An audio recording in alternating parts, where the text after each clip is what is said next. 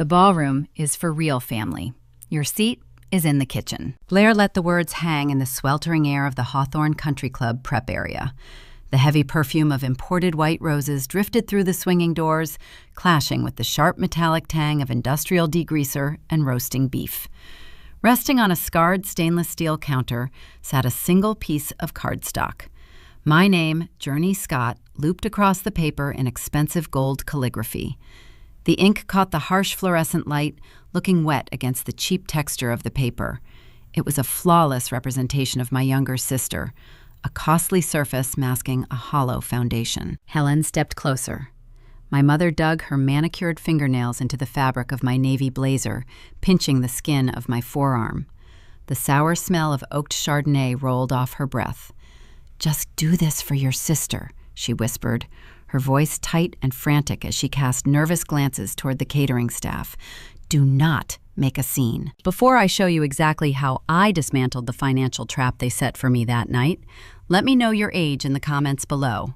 And welcome to Pana Vengeance. I looked at the 28-year-old bride. Blair stood framed in the doorway of the kitchen, the heavy silk of her custom gown brushing the scuffed linoleum. She waited for an explosion. She wanted me to raise my voice, to cry, to demand a place at the head table so she could play the victimized bride dealing with an unhinged older sister. At 34 years old, I managed a 7-figure budget and negotiated housing contracts for youth aging out of the foster care system at Next Step, Ohio. Yet standing in a venue funded by my own relentless grant writing, the woman who raised me expected me to fold. Helen wanted the version of me who had spent my 20s absorbing the fallout of Blair's reckless decisions. The sister who always paid the overdue credit card bills and smoothed over the lies. I reached into my pocket and pulled out my phone. I silenced the shutter sound. I took a clear, focused photograph of the gold calligraphy resting next to a stack of unpeeled potatoes. I stepped back and snapped a second picture, capturing the propped open service doors facing my assigned folding chair. Finally, I walked past Blair into the hallway and took a wide shot of the main seating chart, confirming my name was missing from the guest floor. Blair let out a dry, theatrical laugh. "Of course you need documentation. You cannot just act normal for one night." I lowered the device and met my sister's eyes. Only when people planned to deny what they did. Her smirk faltered for a fraction of a second. "You are just operations anyway," she sneered, waving a dismissive hand toward the catering staff. "Today is my launch moment. It is about me." I offered a single, steady nod. "Thank you for finally saying it where everyone could hear." I turned my back on the bride and my mother. I did not demand an apology. I began walking toward the exit. The string quartet echoed through the vaulted ceilings of the corridor, playing a bright, nervous pop cover. I pushed past the coat check, eager to reach the cool October air. Before my hand touched the brass handle of the front doors, the music cut off. A sharp, jarring noise ripped through the silence of the country club. It was the distinct sound of a heavy wooden chair scraping hard against the polished ballroom floor. I paused, assuming a bridesmaid was rushing out to do damage control. Instead, the heavy double doors swung open, and Julian Pierce, the groom, stepped into the hallway. Julian Pierce did not storm toward me. He walked with deliberate, measured steps, stopping just a few feet away in the quiet of the corridor. Julian was 36 years old, a third-generation real estate developer who built high-density housing across the Midwest. His firm had been the primary corporate sponsor for Next Step, Ohio, for 3 years. That professional connection was exactly how he met Blair, who had spent the last 2 years masquerading as my public relations liaison, while I did the actual groundwork of securing grants. Julian stood under the warm glow of the hallway chandeliers. He wore a bespoke black tuxedo, but his posture carried none of the celebratory ease a groom should possess on his wedding night. His jaw was set tight. His dark eyes, usually sharp and calculating in boardroom negotiations, held a profound, cold clarity. He looked down the corridor toward the swinging kitchen doors, then shifted his gaze back to my face. "I am not marrying a woman who treats her blood like the help," Julian said. His tone lacked any theatrical anger. It was a statement of fact delivered with the same flat finality he used to kill a bad commercial real estate deal. I stared at him, processing the tense of his sentence. I am not marrying. I watched his hand slip into his tailored jacket pocket, pulling out a folded piece of thick, state-issued paper. The marriage license. In Ohio, the legal document required physical signatures from the officiant and the couple after the vows were exchanged in order to become binding. Julian held the blank, unsigned certificate between his fingers. He explained that when the wedding planner brought the paperwork into the bridal suite an hour before the grand entrance, he requested a moment alone with the officiant. He refused to sign his name. He told me he had seen the final catering manifest that morning and noticed my name had been quietly scrubbed from the main floor. He needed to see if Blair would actually go through with the humiliation, to see if she would truly banish her own sister to the prep area while smiling for the cameras. He needed to witness how she handled the reception seating before he tied his family estate to her legal identity. The elaborate ceremony under the imported floral arch, the string quartet, the tearful vows exchanged in front of 200 guests, it had all been nothing more than an expensive stage play. Julian folded the blank document, slipped it back into his pocket, and walked out the front glass doors into the crisp autumn night. He did not look back. I stood alone in the corridor, turning my attention to the floor-to-ceiling glass walls separating the hallway from the main dining room. Inside the Hawthorne Country Club ballroom, the infrastructure of the illusion was beginning to crack. The guest list was not a typical blend of distant relatives and college friends. Blair had stacked the room with Next Step Ohio board members, dedicated youth counselors, and wealthy corporate sponsors, framing the evening as a crossover charity gala to boost her own profile. The waitstaff hovered near the edges of the room, holding silver trays of champagne, looking entirely unsure of what to do next. Sitting at table 4, positioned right near the dance floor, was Marcus Vance. Marcus served as our board president. He was a retired corporate litigator who despised inefficiency and cruelty in equal measure. He had seen Julian march out of the room. I watched Marcus place his white cloth napkin carefully on the table. He stood up, smoothed the front of his jacket, and walked over to the gilded seating chart resting on a wooden easel near the entrance. Marcus traced his index finger down the alphabetical list of guests. His gaze flicked from the elegant chart directly to the propped open kitchen doors behind my empty folding chair. Marcus turned around, his expression hardening into stone. He did not shout for the music to stop. He simply walked back to table 4, picked up his heavy wool coat, and gestured for his husband to do the same. The loud scrape of their wooden chairs echoing against the polished floor cut through the muted conversations of the surrounding tables. At table 7, Sarah watched the board president leave. Sarah was a former foster youth who had transitioned through our program and now ran our crisis intervention housing branch. She knew every sacrifice I had made to keep the doors of the center open. Sarah glanced toward the kitchen, put the pieces together, and stood up. 2 more chairs scraped against the hardwood. The realization rippled outward, table by table, moving like a shadow stretching across the room. Corporate donors who had written 5-figure checks based on Blair's fabricated philanthropic persona exchanged confused whispers. Those whispers quickly curdled into visible disgust. The exodus began without a single unifying announcement. Guests did not wait for the first course to be served. They rose in a disjointed, continuous wave. The polite clinking of crystal glasses ceased.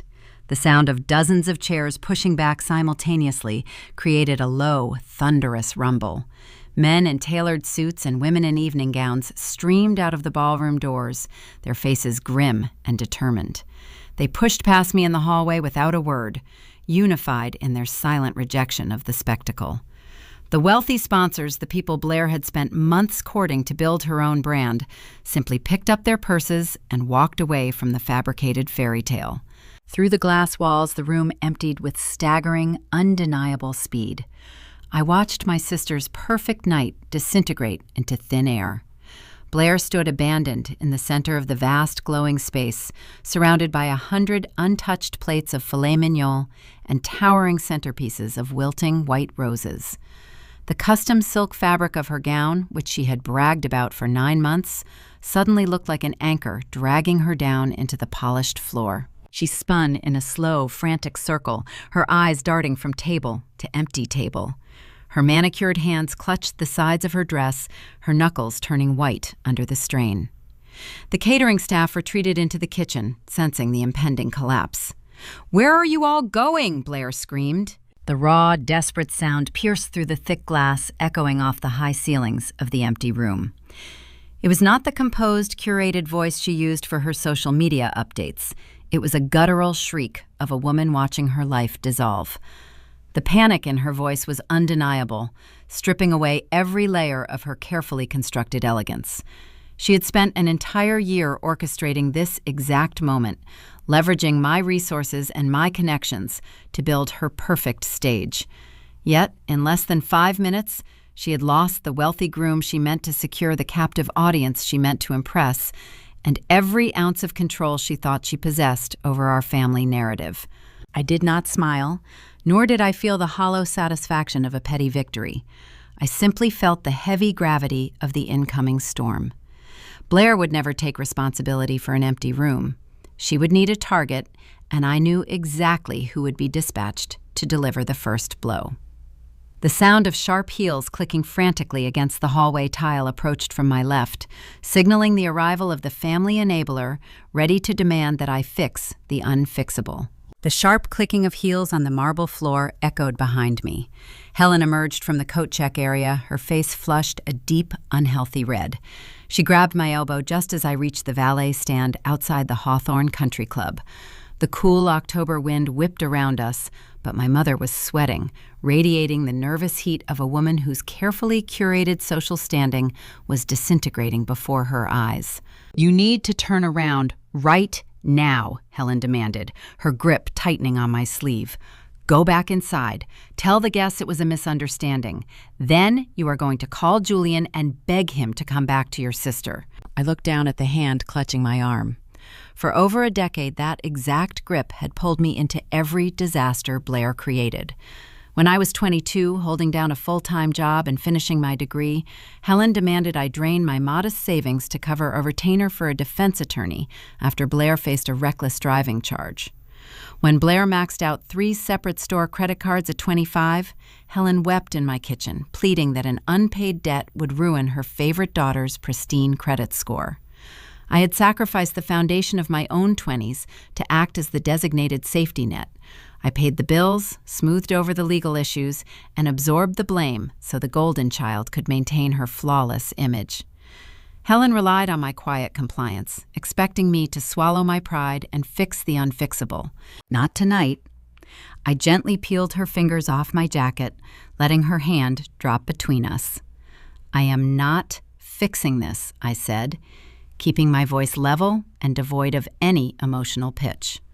"I am not apologizing for the seat she assigned me, and I am certainly not begging a man to marry a fraud." Helen gasped, pressing a hand to her pearl necklace. Her eyes darted toward the valet attendant, terrified he might overhear our fractured dynamic. "You are ruining her life," Helen hissed, stepping closer to invade my personal space. "If you walk away now, you are turning your back on this family." I looked her directly in the eyes, refusing to blink. "This family turned its back on me the moment you allowed her to put my name on a prep table." The valet pulled my sedan up to the curb, leaving the engine idling in the crisp night air. I handed him a crisp tip, opened the driver's side door, and slid into the leather seat. Helen stood on the concrete walkway, her mouth parted in genuine shock. She truly believed her maternal authority would override my self-respect, right up until the moment I shifted the car into drive and pulled away. I merged onto the dark, quiet streets of Columbus, leaving the country club and the wreckage of the wedding far behind me. My phone buzzed persistently in the cup holder, vibrating against the plastic with a relentless rhythm. Helen was sending rapid-fire texts, alternating between heavy guilt trips and hollow threats. I did not bother looking at the glowing screen. I navigated toward the eastern suburbs, taking the highway exit that led away from the downtown core. My family firmly believed I still rented a cramped, moldy studio apartment situated above a noisy commercial bakery on the south side. They thought I lived paycheck to paycheck, funneling every spare cent into the foster youth charity I managed. They had no idea that I had spent the last 2 years quietly building an independent consulting firm alongside my nonprofit work. I spent my evenings auditing data privacy protocols for other charitable organizations across the state, funneling those contract payments into a private, high-yield savings account. I turned onto a tree-lined street pulling up to a secured wrought iron gate. I punched in my private entry code. The metal gates swung open smoothly, granting me access to a quiet, immaculate neighborhood. 6 months ago, I had signed the closing papers on a 3-bedroom brick condominium here, placing a substantial down payment using funds my mother and sister did not even know existed. I parked in my attached garage and unlocked the heavy wooden front door. I stepped into the quiet sanctuary of my own home. There were no frantic phone calls to field, no unpaid bills waiting on the counter, and no toxic relatives demanding my immediate attention. The hardwood floors gleamed under the soft, recessed lighting, leading into a spacious living room decorated with sturdy oak furniture I had purchased myself. The faint scent of fresh paint and clean linen lingered in the air, a stark contrast to the suffocating perfume and roasted meat of the catering kitchen. I set my keys on the granite kitchen island and placed my heavy leather briefcase right next to them. The silence of the empty house felt like a physical weight lifting off my shoulders. I unclasped the brass buckles of the bag and pulled out a thick stack of manila folders. These were not random work files. They were the precise, undeniable reasons Blair had tried to exile me from her reception. I spread the documents across the polished stone surface, my eyes scanning the highlighted sections I had memorized over the past 3 weeks. Sitting beneath the bright kitchen lights were printed server logs, detailed vendor routing numbers, and formal legal notices drafted by the board attorney. Blair's decision to assign my seat in the catering kitchen had nothing to do with petty sibling rivalry. It was not a random act of cruelty meant to test my patience or ruin my evening. It was a desperate, calculated maneuver designed to ensure my physical absence from the main dining room. I looked at the seating chart replica I had tucked into the front pocket of my bag. Seated at table 1, right next to the sweetheart table, were Julian's parents. They represented the formidable Pierce real estate dynasty, a couple who held immense wealth and sweeping philanthropic influence across the state through their family trust. Blair had spent the last 2 months spinning a web of deception, promising the Pierce family that she was the primary architect of Next Step Ohio. She intended to use the champagne toast at her wedding reception to publicly announce the launch of the Pierce Scott Foundation. This fabricated merger was designed to siphon resources, donor lists, and credibility away from my actual charity to legitimize her new status. If I had been seated on the guest floor, occupying a chair as the true executive director, her entire illusion would have shattered the moment I opened my mouth. Julian's parents would have asked me about the merger, and I would have told them the unvarnished truth. Blair needed me hidden behind swinging metal doors so she could steal my life's work and present it as her own dowry to her new in-laws. She wagered that my ingrained habit of keeping the peace would keep me quiet in the kitchen, while she robbed my organization blind in the ballroom. The buzzing in the cup holder of my car had ceased, but my smartwatch vibrated against my wrist, displaying another desperate message from Helen, begging me to answer the phone. I ignored the notification. I walked over to the stainless steel refrigerator, pulled open the door, and poured a tall glass of filtered water. The cool hum of the appliance filled the quiet room, providing a steady, grounding sound. I took a slow sip, feeling the chill slide down my throat, clearing away the lingering tension of the country club. The physical altercation at the venue was over, but the true battle had not yet begun. I stared at the paper trail spread across my kitchen island. The printed emails, the suspicious vendor names, and the stolen funds were all sitting under the bright lights, waiting for the morning sun. I took a deep breath, letting the calm of my secret sanctuary settle into my bones.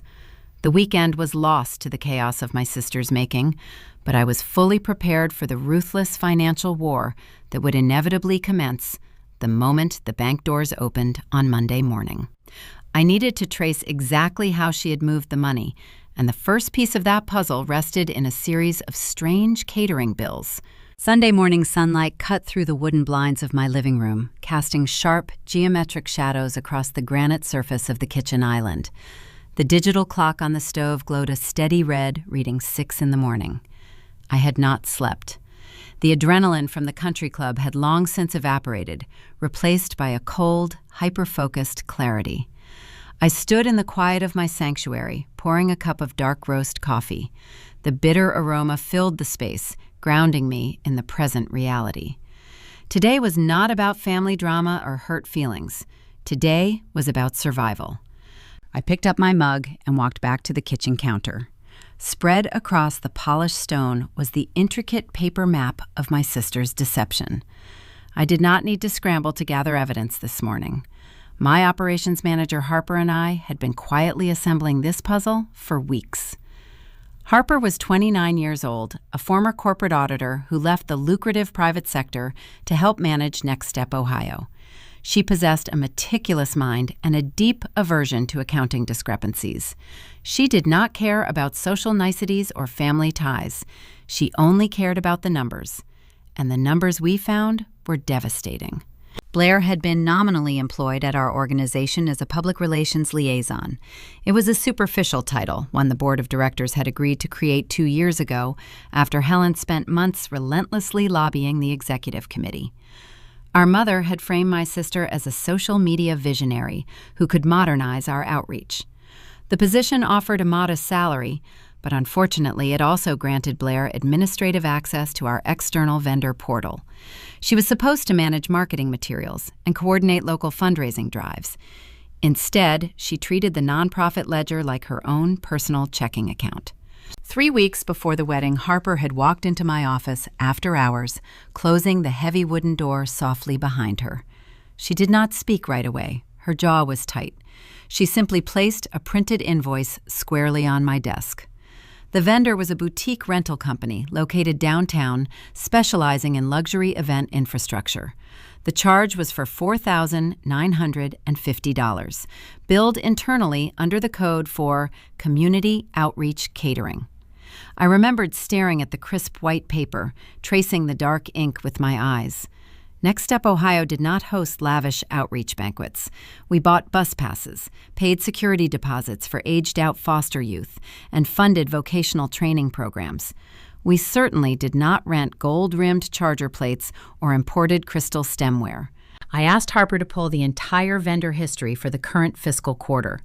We spent that entire night sitting on the floor of my office, surrounded by the glow of computer monitors and tall stacks of printed ledgers. We used bright yellow highlighters to trace the routing numbers, carefully connecting the dots between our operating budget and Blair's extravagant wedding plans. The strategy my sister employed was not sophisticated, but it was incredibly deliberate. Our organizational bylaws required 2 executive signatures for any single expenditure exceeding $5,000. Blair knew exactly how the safety net functioned, so she engineered a way to slip right through the mesh. We uncovered 11 separate sliced invoices scattered across the system. Each bill hovered precisely below the mandatory review threshold. $4,800 for a custom floral arch categorized as gala decor. $4,900 for a tiered fondant cake labeled as donor engagement hospitality. She instructed the event vendors to divide their staggering final bills into smaller piecemeal charges, allowing the automated system to process the payments without ever triggering a security alert on my executive dashboard. I set my coffee mug down on the granite island and picked up a red pen. I circled the final tally printed at the bottom of the master spreadsheet. $76,400.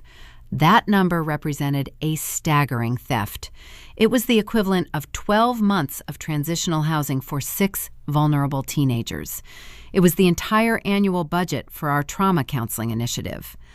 Blair had systematically siphoned the lifeblood of our program to pay for her custom silk gown, her filet mignon, and her string quartet. Yet the most insulting detail of her scheme was not the stolen catering funds. It was a specific transaction we had unearthed near the bottom of the pile.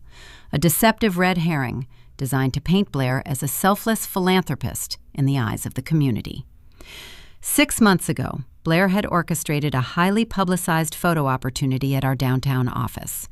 She invited local news outlets and wealthy donors to capture the exact moment she handed me an oversized novelty check for $5,000. She claimed the money was a personal donation from her own savings to support our youth housing initiative. She smiled brightly for the flashing cameras, gave a tearful television interview about the importance of giving back, and soaked up the endless praise from our board of directors. The forensic banking logs told a very different story. While tracing the origin of those deposited funds, Harper noticed a matching withdrawal initiated just 48 hours prior to the press event. Blair had not donated a single cent of her own money. She had accessed the charity's emergency reserve credit card, a line of credit strictly designated for immediate crisis housing, and processed a cash advance. She stole $5,000 from the organization, deposited the cash into her personal checking account, and then wrote a personal check right back to Next Step Ohio. She robbed the children we protected, just to buy herself a shiny halo in the local press. I stood in the soft morning light of my kitchen, tracing the cap of the red pen over the paper map of fraud. My hands were steady. My breathing was slow and even. A younger version of me might have felt a crushing wave of betrayal. A younger version might have called Helen weeping over the phone, demanding to know how my own sister could be so callous. But the woman standing at the kitchen island felt no sorrow. I was not a jealous sister seeking petty revenge for being excluded from a bridal party. I was the executive director of a nonprofit organization methodically dismantling an embezzler who had directly threatened the safety of my community. I glanced at the digital clock on the stove. 7:15. The emergency virtual board meeting was scheduled to begin at 9 sharp. I had everything I needed to present a bulletproof financial case to the committee. The sliced invoices and the fraudulent donation logs were irrefutable. But the financial theft alone did not explain the visceral panic I had seen in Blair's eyes the previous night. The money was already spent. The vendors were already paid in full.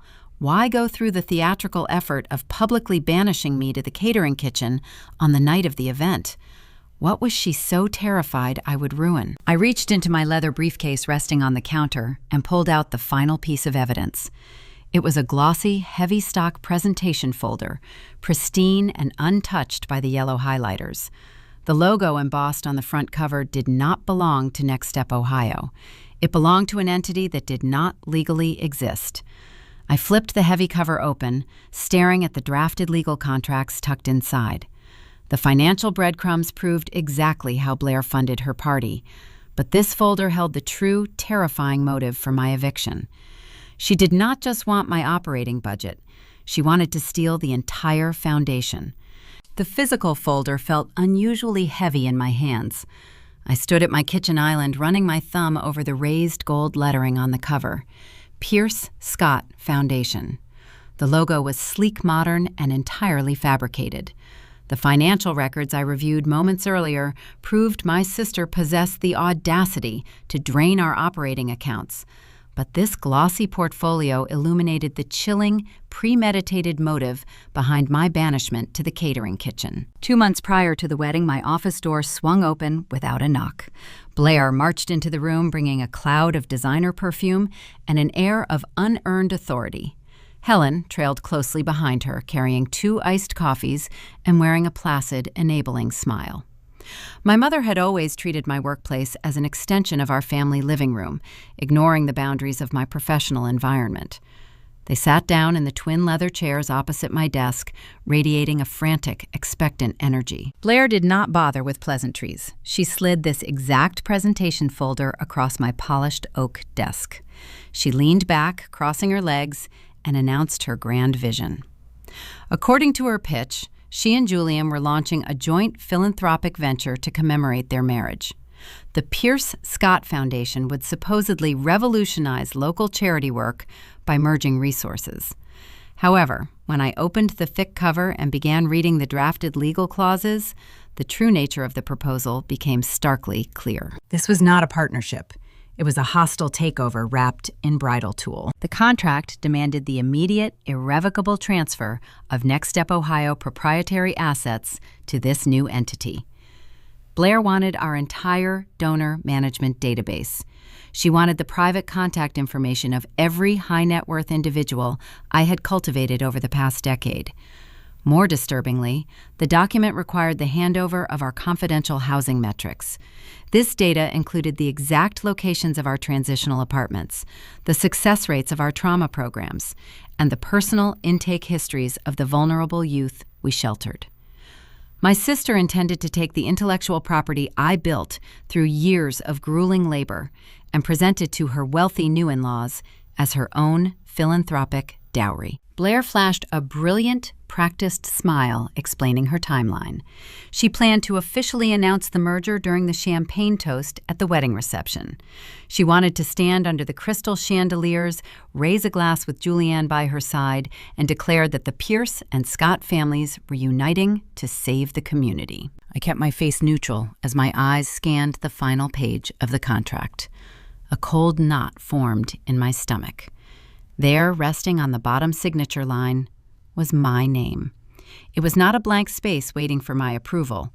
The document already bore a flawless, digitized rendering of my personal signature. I recognized the distinct loop of the J and the sharp angle of the T.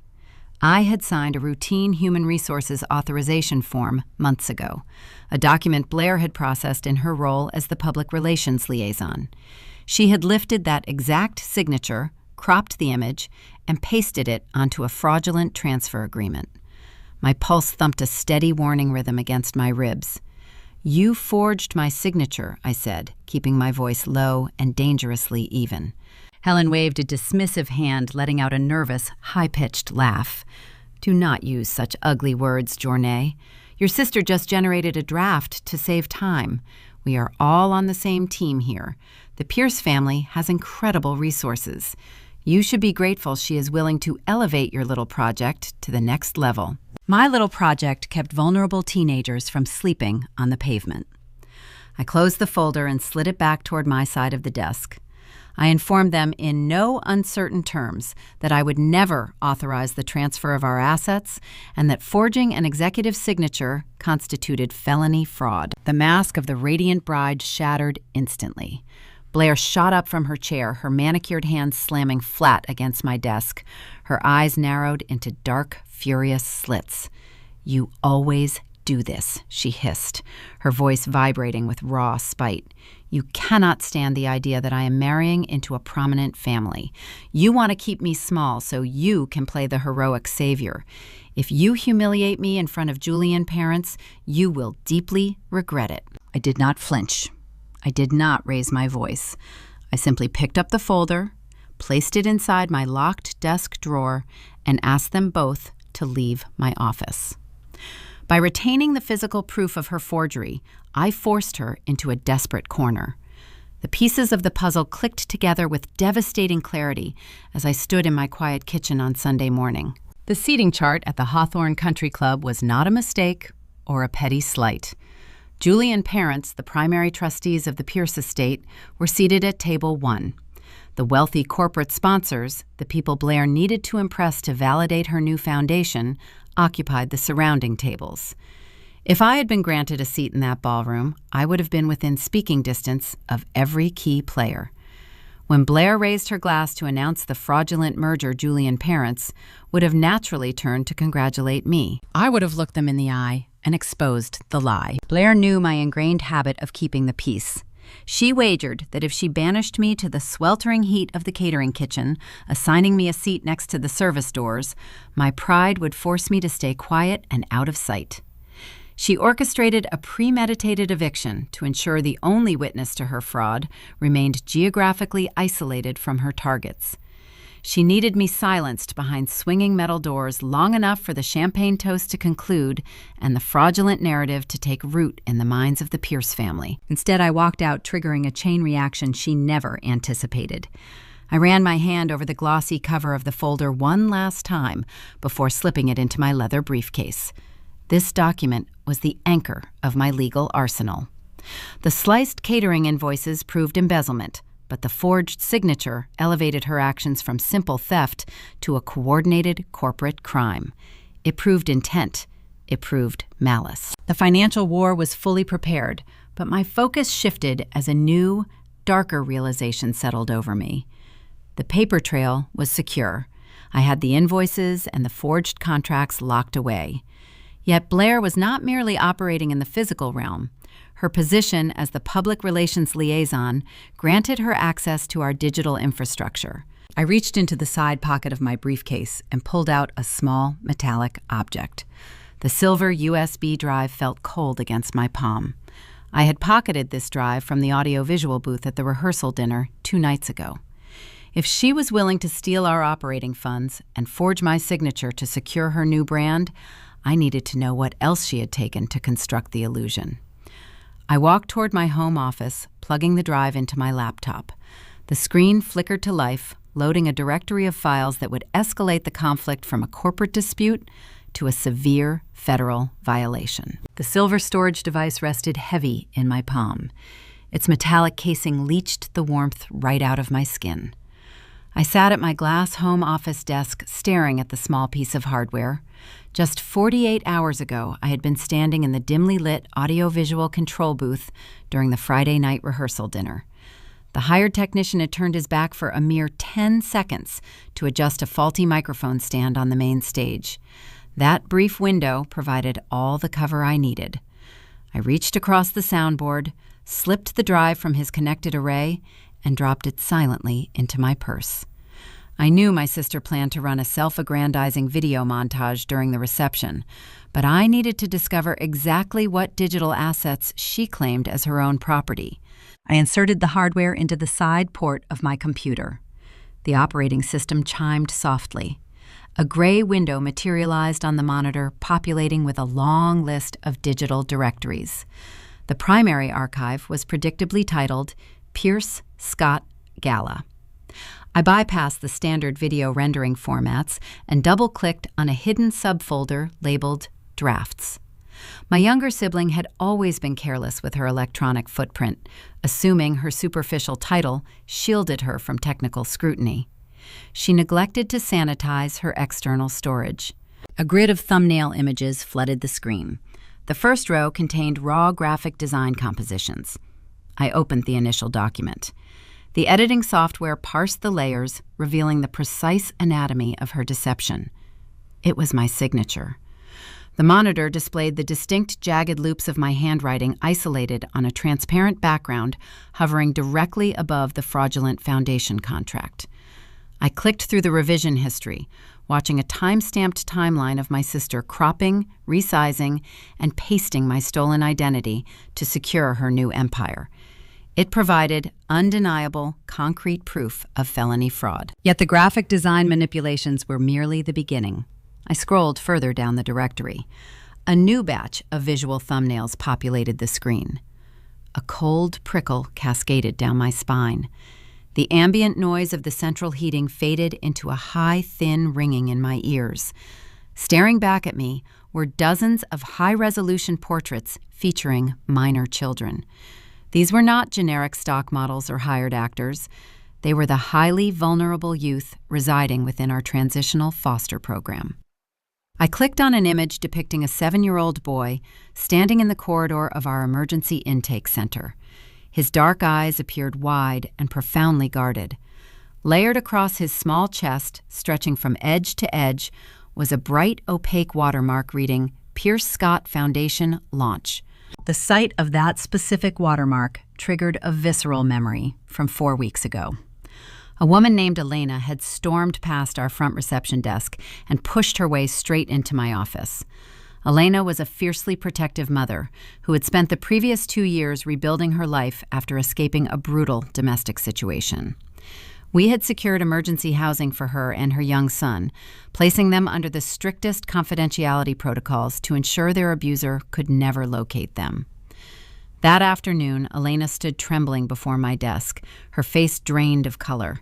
She slammed a crumpled printed screenshot onto my keyboard. It was a printed page captured directly from Blair's public wedding website, designed to showcase her supposed philanthropic endeavors to the groom's wealthy family. Displayed prominently on that public web page was the photograph of Elena's son, repackaged as a marketing prop for a vanity project.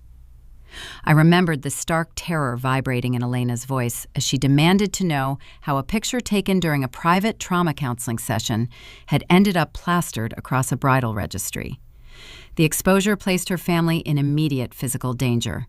I had instantly scrubbed the site and initiated an internal network lockdown, assuming a third-party vendor made a catastrophic error. Seeing those raw, watermarked files sitting on this stolen drive confirmed a much more devastating reality. Blair had not merely lifted a random picture from a public brochure. She had systematically raided our confidential client archives. She was mining the trauma of defenseless children to manufacture a shiny, benevolent brand for her new in-laws. She commodified their pain to secure her own social elevation. I did not scream. I did not sweep my arm across the glass desk and send my laptop crashing to the hardwood floor. Emotional outbursts were a luxury I could no longer afford, and they served no practical purpose. The situation required cold, surgical precision. I leaned forward, my jaw locked tight, and highlighted every single file contained within the directory. I opened a secure encrypted backup vault on my hard drive and initiated a mass transfer. The progress bar crawled across the screen, systematically building a digital, ironclad case. Slicing catering invoices and fudging expense reports constituted a severe corporate crime. Forging an executive signature to steal donor lists elevated the situation to a major felony. But extracting the identities of protected minors from a secure state database crossed an entirely different, infinitely darker threshold. This action represented a federal privacy violation. My sibling had deliberately breached strict child welfare confidentiality laws. She traded the safety of traumatized children for social clout and a few rounds of polite applause at a country club. The state regulators would not simply terminate her employment, they would aggressively pursue a custodial prison sentence. The file transfer completed with a soft, final chime. I safely ejected the physical hardware and locked the device inside the bottom drawer of my desk, right alongside the forged physical contracts. My legal arsenal was nearly complete. However, a glaring technical inconsistency gnawed at the edge of my concentration, demanding immediate resolution. I pulled up the primary Next Step Ohio administrative dashboard. While Blair held the title of Public Relations Liaison, I had explicitly restricted her network permissions 6 months ago, following a minor policy dispute. She possessed the clearance to view broad organizational statistics, but the system actively blocked her from accessing the confidential client trauma histories and the restricted photo directories. The security architecture was specifically designed to repel her exact user profile. Therefore, she could not have downloaded those sensitive photographs herself. Someone else had to open the digital door for her. I needed the access logs. I typed in my executive credentials and requested a complete forensic audit of the network traffic occurring on the exact date the photos were originally downloaded. The screen filled with rapidly scrolling lines of code, filtering the extensive data set until a single entry remained highlighted in red. The system identified the precise moment the restricted folder was unsealed. The digital footprint confirmed that the files were indeed extracted using Blair's login credentials, bypassing the standard firewalls. But the location data did not match our downtown office, nor did it match my sister's luxury apartment complex. The Internet Protocol address tied to the illicit download pointed to a quiet residential suburb located on the opposite side of the city. It was a neighborhood I knew intimately. The geographic coordinates belonged to the woman who had demanded I keep the peace and fix the wedding. It belonged to Helen. The glowing digits on my monitor formed a familiar sequence.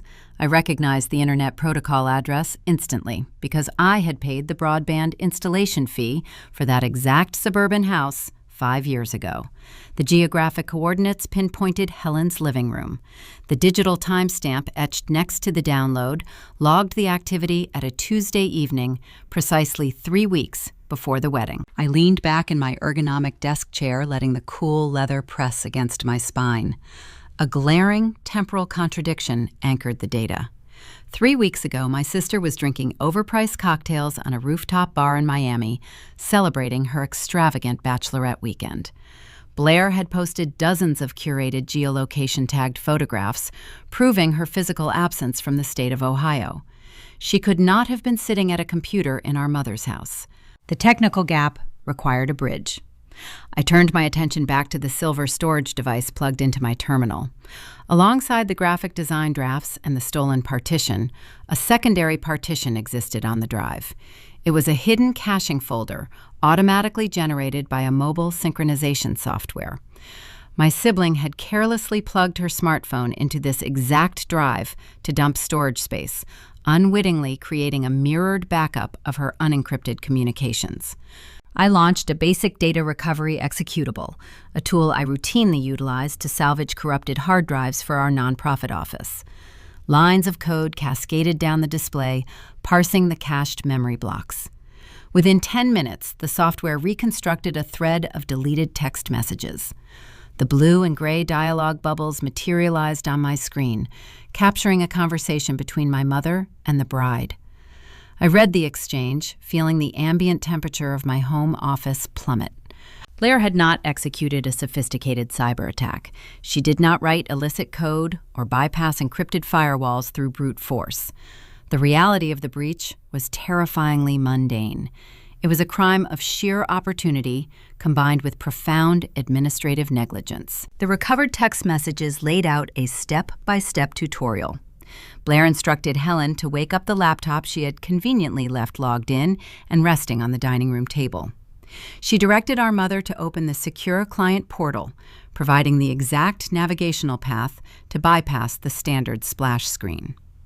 Click the yellow folder labeled Emergency Intake, Blair wrote. Find the high-resolution files. Drag them to the desktop and drop them onto the flash drive. Helen's response arrived 2 minutes later. Done, sweetie. These will look so beautiful on the projector. Julian's parents are going to be so impressed by your dedication. I stared at the glowing pixels forming my mother's words.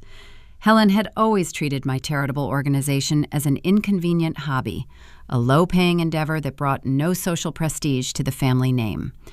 She spent her entire adult life striving for entry into the upper echelons of Columbus society, collecting country club invitations and networking contacts like currency. When Blair secured an engagement ring from a real estate dynasty, Helen finally saw her ticket to the top. She viewed the Pierce Scott Foundation not as a fraudulent enterprise, but as a vehicle for her own social elevation. Blair had undoubtedly promised her an honorary seat on the new board of directors, a shiny title to flaunt at her weekly luncheons. My mother did not view Elena or her traumatized 7-year-old son as vulnerable human beings requiring fierce protection. She viewed them as marketing collateral. She willingly shattered federal child welfare confidentiality laws, exposing a hidden family to a dangerous abuser simply to help her favorite daughter curate a fraudulent, philanthropic aesthetic. She committed a federal privacy violation to secure polite applause at a rehearsal dinner. The betrayal mutated, evolving from a simple corporate embezzlement scheme into deep, systemic, familial treachery. I was no longer fighting a single rogue employee trying to skim operating funds. I was facing a unified family front, a collective entity perfectly willing to leverage my life's work and sacrifice the safety of innocent children to fund their grand delusions. They viewed the foster youth under my care as raw material, expendable resources to be mined and discarded for a momentary spotlight. I closed the text message window. The time for silent shock had passed. I navigated to the Central Administrative Control Panel for Next Step Ohio. My keystrokes were sharp and rhythmic in the quiet house, echoing against the hardwood floors. I located Blair's user profile and executed a permanent system-wide deactivation. The green status icon flipped to a stark red offline indicator. I purged her security clearance, revoked her remote access tokens, and initiated a forced password reset across all linked organizational accounts. I severed her digital lifeline with a few clinical clicks. Next, I opened a blank legal template provided by our board attorney. I began drafting the formal incident report destined for the State Department of Charitable Solicitations and the Attorney General's office. I did not rely on emotional adjectives or sensational claims. I built an airtight, forensic narrative. I attached the recovered IP trace, the time-stamped server logs, and exported copies of the incriminating text messages. I documented the exact nature of the federal breach, linking Helen's residential address to the stolen trauma files. The legal ramifications were staggering. Breaching the confidentiality of minors placed within state custody carried severe financial penalties and the distinct possibility of custodial prison sentences. My mother had always relied on my deeply ingrained sense of duty to shield her from the consequences of her actions. She assumed the sacred title of family would grant her perpetual immunity from the law. She wagered that I would sooner swallow a corporate scandal than report my own flesh and blood to the authorities. She calculated incorrectly. I saved the compiled dossier onto a secure external server, generating a primary evidence file that no one in my family could ever alter or delete. The digital lockdown was comprehensive. The financial map of the sliced catering invoices sat on my kitchen island, and the cybersecurity breach was now officially logged in the compliance queue. I poured the cold remnants of my coffee down the sink and rinsed the ceramic mug, watching the dark liquid swirl down the drain. The digital clock on my desk read 8:30 in the morning. Sunlight streamed through the wooden blinds, illuminating the dust motes dancing in the air.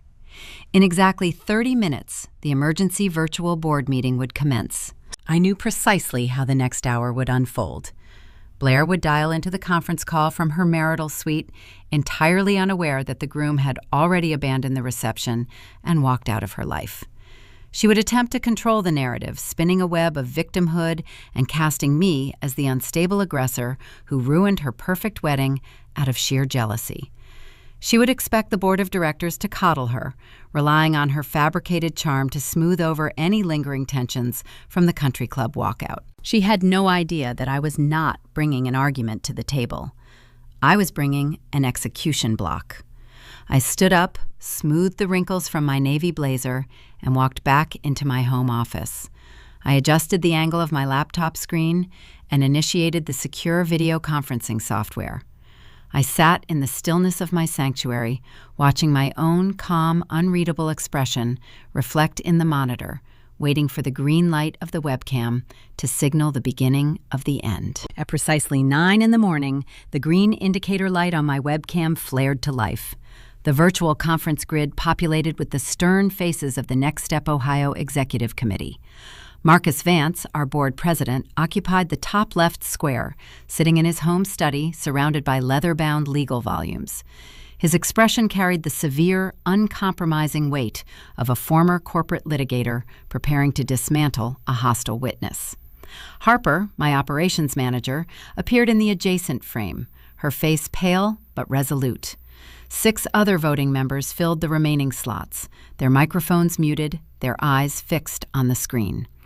The digital room held a heavy, suffocating silence. Marcus did not waste a single breath on weekend pleasantries or small talk. He leaned into his microphone and formally called the emergency session to order. Acting on the preliminary evidence Harper and I had submitted overnight, the president immediately enacted a sweeping, system-wide freeze on every asset tied to the Public Relations Department. He revoked Blair's corporate spending card, locked her administrative dashboard, and severed her access to our external vendor portal. The executive committee voted unanimously to ratify the freeze within 60 seconds. The financial quarantine was airtight. 3 minutes later, a new connection request chimed through the software. A new video tile flickered onto the grid. Blair dialed in from what appeared to be a high-end hotel suite, the thick silk curtains drawn tightly shut behind her. The radiant, polished bride from the previous evening was gone, replaced by a frantic, disheveled woman attempting to weaponize her own distress. Her mascara was heavily smeared beneath her eyes, leaving dark, jagged streaks across her pale cheeks. She wore an oversized hotel bathrobe, clutching the collar tightly against her throat, as if shielding herself from the winter cold. Before Marcus could even introduce the agenda, my sister launched into a rehearsed, tearful monologue. She did not ask why her credentials were locked. She went straight on the offensive, projecting her own manipulative tactics onto me. Her voice cracked with practiced fragility as she accused me of orchestrating a targeted, vindictive smear campaign to ruin her wedding out of deep-seated jealousy. Blair stared directly into her camera, weaving a fabricated narrative for the silent board members. She claimed I could not tolerate the idea of her marrying into the prominent Pierce family. According to her revised history, I had deliberately poisoned the minds of our wealthy sponsors and manipulated our vulnerable staff members, staging a theatrical walkout to humiliate her in front of her new-in-laws. She branded me a bitter, controlling older sibling who treated Next Step Ohio like a personal fiefdom, willing to destroy a charity event just to keep my sister in my shadow. The dramatic irony saturating the digital space was suffocating. She believed she was playing to an audience of sympathetic, gullible executives who would instinctively rush to comfort the weeping bride. She had no idea that every single person in that virtual room had spent the last 2 hours reviewing the forensic evidence of her crimes. She did not know that my evidence dossier was sitting just off screen, rendering every tear she shed a glaring indictment of her own sociopathy. I did not interrupt her performance. I did not unmute my microphone to defend my character or correct her lies. True power often lies in letting an adversary exhaust their ammunition against a brick wall. I sat perfectly still, maintaining a cool, unreadable expression, watching her dig her own professional grave with every frantic accusatory sentence. When Blair finally paused to take a ragged, theatrical breath, expecting Marcus to offer his apologies and demand my resignation, the board president simply adjusted his wire-rimmed glasses. He did not offer comfort. He did not express outrage. Marcus clicked a button on his interface. "Let us review the documentation," he said, his voice dropping into an icy, authoritative register. The grid of faces shrank as Marcus shared his primary monitor with the group, the screen filled with the raw, undeniable financial logs Harper had compiled. Blair's tears ceased instantly. Her mouth parted in genuine, unscripted shock as the undeniable proof of her embezzlement materialized before her eyes. Marcus walked the committee through the 11 sliced invoices. He highlighted the charges for the fondant cake, the floral arch, and the string quartet, matching the vendor routing numbers directly to the catering companies that had serviced the country club the previous night. He pointed to the specific dates and timestamps, demonstrating how each expense was meticulously kept just below the $5,000 review threshold. These are not administrative errors. Marcus stated his tone flat and uncompromising. This is a calculated pattern of theft.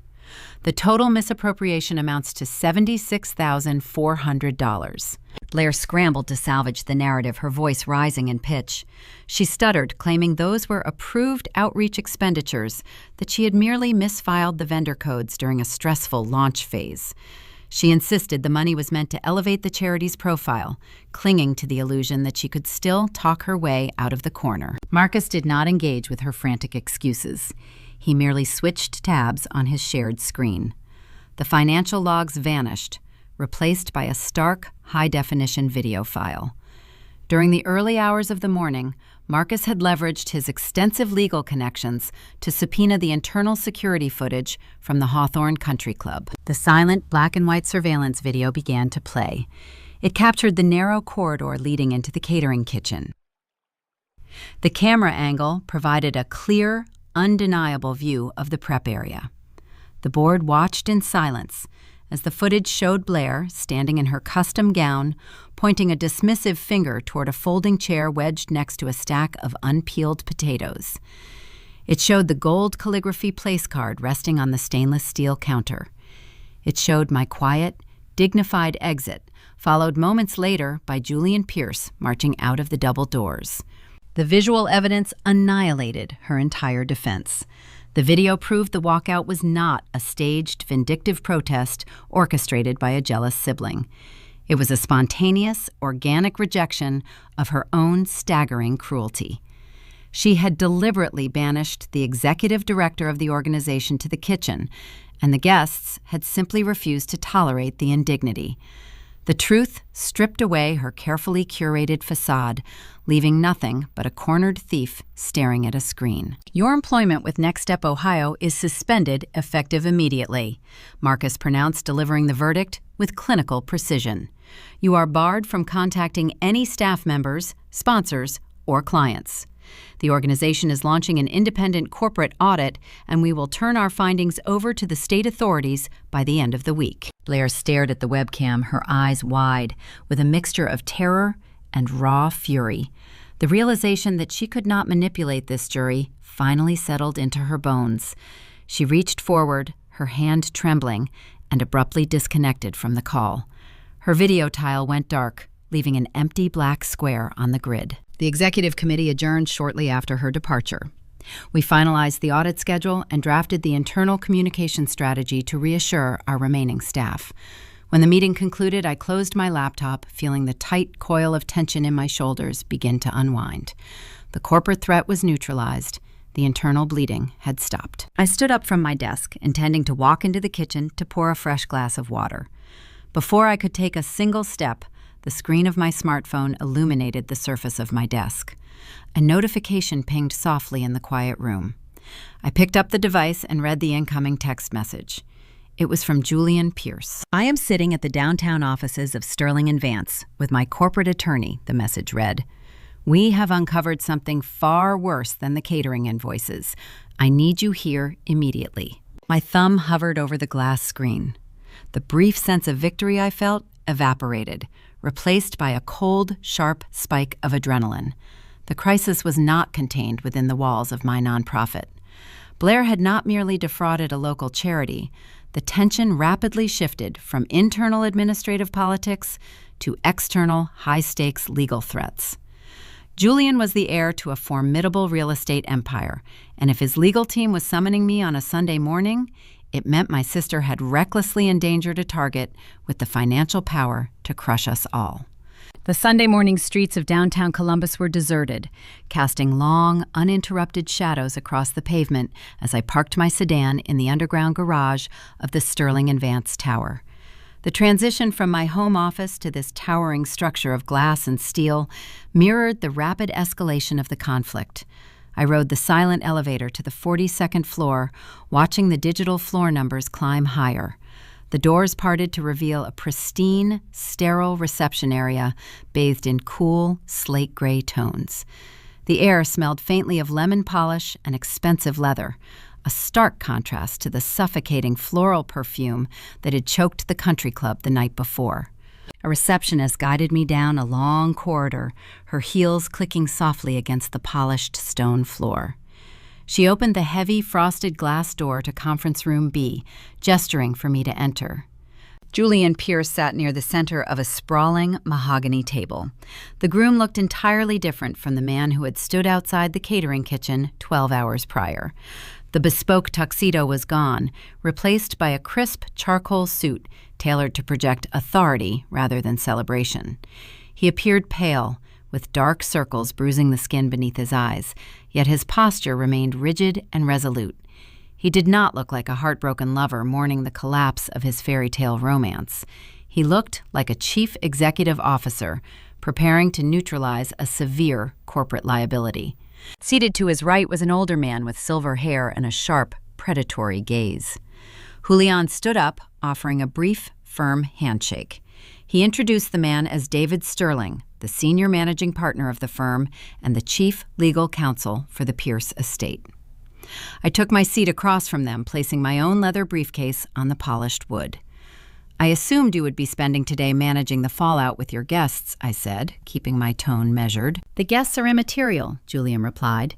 He reached out and pushed a thick, leather-bound dossier across the table, stopping it right in front of me.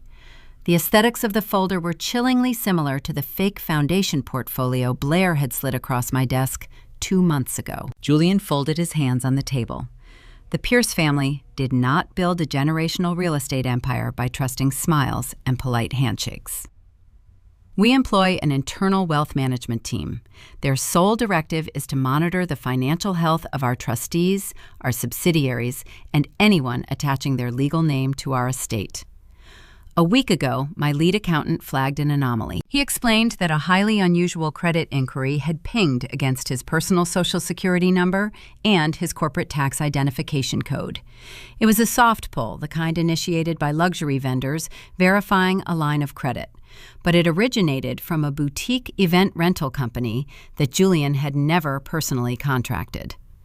The discovery prompted his accountants to dig deeper into the wedding finances. "If you knew she was manipulating your credit a week ago," I asked, studying his unreadable expression, "why did you let the wedding proceed to the reception?"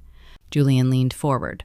"Because a single unauthorized credit inquiry is easy to dismiss as an administrative error. Blair would have claimed the wedding planner made a mistake. I needed undeniable proof of her endgame. I suspected she was planning to corner my parents at the reception, utilizing the captive audience to announce this fabricated Pierce Scott Foundation. She wanted to force my family to publicly endorse her venture, trapping us into funding it to avoid a high society scandal." He gestured toward the closed doors of the conference room. I attended the ceremony to see how far she would push the illusion. I needed to witness her strategy firsthand. But when I saw the seating chart, when I realized she had physically exiled the actual executive director of the charity to the catering kitchen to silence the truth, I had my answer. I knew she was a fraud. I pulled the plug before she could pour the champagne. "Open the folder," David Sterling instructed, his voice smooth and devoid of inflection. I flipped open the heavy leather cover. Resting on top of a stack of financial audits was a single, crisp sheet of paper printed on official Pierce Real Estate Holdings letterhead. The text outlined a guaranteed deferred payment line of credit specifically designated for the Hawthorne Country Club and 5 affiliated luxury vendors. The contract guaranteed a total payout of $100,000, expressly set to execute and process on the Monday morning immediately following the ceremony. I traced my eyes down to the bottom of the page. Resting on the signature lines were 3 distinct names: Julian Pierce, his father, Richard Pierce, his mother, Victoria Pierce. All 3 signatures were forged. The scope of her hubris was staggering. Blair genuinely believed she could float the deposits for her extravagant party using the stolen funds from Next Step Ohio, and then seamlessly shift the remaining $100,000 balance onto her new in-laws before the banks opened on Monday. She thought she could plunder a nonprofit organization and extort a real estate dynasty, simultaneously confident that her status as a radiant bride would shield her from any real scrutiny. "She did not just steal from your kids," Julian said quietly, the stillness in his voice far more intimidating than any shout. "She was trying to leverage my family estate. She attempted to bind our corporate accounts to her personal debts using forged documents." I looked up from the forged pledge, meeting his gaze. "She used a digital rendering of my signature to try and steal my donor database," I replied. "I have the raw editing files to prove she manufactured the documents." David Sterling leaned into the light, resting his elbows on the mahogany table. "Then we share a mutual objective. Forging a signature on a charity transfer is a severe offense, but attempting to defraud a commercial enterprise for $100,000 crosses into the territory of federal wire fraud and identity theft. My firm is preparing a comprehensive filing for the State Attorney General and the Federal Financial Crimes Division. We want to guarantee she cannot negotiate a quiet settlement." The attorney laid out their strategy. They needed Next Step Ohio to cooperate fully, combining our evidence of the embezzled catering invoices and the stolen trauma photographs with their proof of the forged real estate pledges. By merging the 2 cases, we would create an inescapable legal matrix. Blair would be cornered by the state charity regulators on one side and the federal commercial fraud investigators on the other. I did not hesitate. I unclasped my briefcase and pulled out my own thick stack of manila folders, passing the printed server logs and the sliced invoice spreadsheet across the table. We formed a strictly professional alliance in that sterile room. There were no emotional declarations or shared grief over a broken family. We operated as two executives, binding our legal teams together to neutralize a mutual threat, ensuring Blair could not slip through a single judicial loophole. We finalized the timeline for the evidence submission. Julian agreed to send a team of independent forensic accountants to my office the following morning to streamline the data merge. As I packed my remaining documents and shook their hands, a profound sense of finality washed over me. The trap was set. The jaws were locked.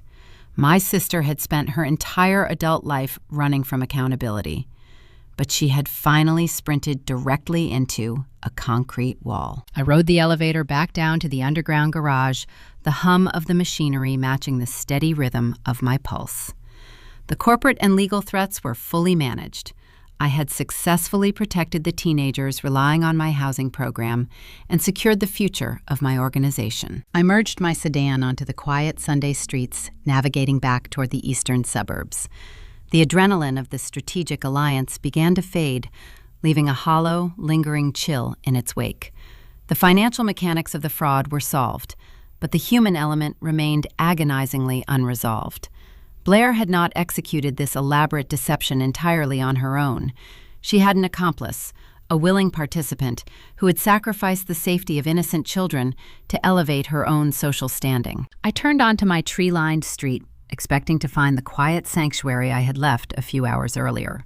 Instead, as my vehicle approached the secured wrought iron gate of my condominium complex, I saw a familiar silver sedan idling directly in my driveway. The gate access code was supposed to be a closely guarded secret, but the driver had clearly followed another resident inside. I pulled up behind the silver car and shifted my engine into park. The driver's side door opened and Helen stepped out onto the pavement. My mother looked disheveled, her usual polished demeanor replaced by a frantic, desperate energy. The legal war with my sister was securely in the hands of the attorneys, but the final, unavoidable confrontation with the woman who enabled her was standing right on my doorstep. The silver sedan sat idling in my driveway, leaking a small puddle of condensation onto the pristine concrete. Helen leaned against the driver's side door, clutching her leather handbag to her chest like a shield. She had bypassed the security gate, likely slipping in behind a delivery truck, violating the one physical boundary I had managed to establish over the past 6 months. Her hair, usually sprayed into an immovable blonde helmet, hung limp around her face.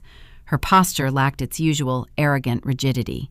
I parked my car inside the garage, killed the engine, and took a slow, deep breath. The sterile, productive alliance I had just forged with Julian Pierce and his legal team felt light years away. This was not a corporate negotiation. This was the messy, painful extraction of a rotten tooth. I stepped out of the garage and walked up the front pathway. Helen intercepted me before I could reach the porch steps. She did not offer a greeting. She reached out with trembling fingers, attempting to grab my wrist. I stepped back, letting her hand grasp empty air. "Let us go inside," I said, my voice deliberately flat. "We are not doing this on the front lawn." I unlocked the heavy wooden door and held it open. Helen scurried past me into the foyer, her eyes darting around the spacious living room. She took in the vaulted ceilings, the modern oak furniture, and the expansive kitchen, registering the quiet success I had kept hidden from her. But she did not have the capacity to dwell on my independence today. Her favorite child was in jeopardy. Helen dropped her handbag onto a velvet armchair and spun around, her face twisting into a mask of maternal desperation. "You have to stop the audit, Journée," she pleaded, her voice cracking with manufactured grief. "You have to call the board president and tell him it was all a terrible misunderstanding." I walked past her into the kitchen, setting my briefcase on the granite island. I unclasped the leather flap, but did not pull anything out just yet. I crossed my arms and waited for the performance to unfold. "She is inconsolable," Helen continued, stepping closer to the kitchen counter. Julian left her. He walked right out of the hotel suite this morning and sent his lawyers to officially cancel the marriage license. Her entire life is ruined. That is punishment enough for whatever accounting errors she made. You cannot send the state regulators after your own sister. She is threatening to harm herself, Journey. She is suicidal. 10 years ago, that specific word would have sent me into a blind panic. I would have dropped everything, emptied my bank account, and rushed to Blair's side to coax her off whatever ledge she pretended to stand on. I had spent my 20s treating my sister like a fragile glass sculpture, terrified that any sudden movement would shatter her. Today, I just looked at the woman who had trained me to carry that burden. I studied the frantic shifting of Helen's eyes, the lack of genuine tears, the calculated pitch of her voice. She was not a mother terrified for her child life. She was an enabler, terrified of losing her social investment. Julian walking away is a consequence I stated, keeping my tone measured and cold. The $76,000 she stole is a crime. The state regulators will handle the latter. I have no control over the audit anymore. Helen slammed her palms against the granite countertop. You are the executive director. You can drop the charges. You can make this go away. If you let this proceed, she will go to prison. You are destroying this family over a few catered dinners. I reached into the open briefcase. I bypassed the sliced invoices and the forged real estate pledges. I pulled out a single sheet of printed paper. It was the forensic internet protocol trace, the digital map charting the exact origin of the stolen trauma photographs. I slid the paper across the polished stone island until it stopped inches from her hands. I know you stole the photos, Mom, I said evenly. Helen froze. Her hands hovered over the document. Her eyes flicked down to the highlighted lines of text reading the geographic coordinates and the digital timestamps. The color drained from her face, leaving her skin a pale, sickly gray. The frantic, aggressive energy evaporated from the room, replaced by a suffocating silence. I outlined the facts without raising my voice. I explained the federal privacy laws surrounding the protection of foster youth. I detailed how the access logs tied directly to her residential internet connection on a night when Blair was drinking on a rooftop in Miami. I quoted the deleted text messages she exchanged with her youngest daughter, word for word. You logged into a secure state database. I continued my gaze locked onto her trembling frame. You extracted confidential portraits of highly vulnerable children. You handed those files over to be used as props on a public wedding website. You exposed a 7-year-old boy to his former abuser. Helen sank onto one of the tall kitchen bar stools, her knees seemingly unable to support her weight. She covered her mouth with her hand, staring at the paper as if it were a venomous snake. She told me it was just for the slideshow, Helen whispered, her voice barely audible. She said Julian parents needed to see her charitable impact. Why did you do it? I asked. The question hung in the air, heavy and sharp. I knew she did not care about the children, but I needed to hear the exact price of her betrayal. I needed to know what my life work was worth to her. Helen lowered her hand. A tear finally spilled over her lower lash line, ruining her carefully applied makeup. She promised me a seat, Journey, a paid honorary position on the board of the new Pierce Scott Foundation. Victoria Pierce is on the selection committee for the Regional Country Club. If I sat on a philanthropic board with her, I would finally get my membership. I would finally belong. I stared at her, feeling a profound, icy clarity wash through my veins. There was no complex psychological mystery to unravel. There was no deep, tragic misunderstanding. The woman who raised me had willingly compromised the safety of a traumatized child and shattered federal law, all for a country club membership and a chance to drink mimosas with the local elite. She traded my integrity for a vanity title. I did not feel anger. I did not feel heartbreak. I felt nothing but a quiet, overwhelming relief. The invisible strings tying me to this toxic dynamic severed entirely. I officially orphaned myself in that quiet kitchen, standing under the bright, recessed lights. The state authorities are already processing the financial embezzlement I told her, breaking the silence. but I have not yet submitted the cybersecurity breach report to the federal regulators." Helen looked up, a glimmer of desperate hope sparking in her eyes. "You can delete it. I can hold it back," I corrected, "on one strict condition." I pointed to her designer handbag resting on the armchair in the living room. "You will reach into your purse and pull out the spare key to this condo. You will place it on this counter.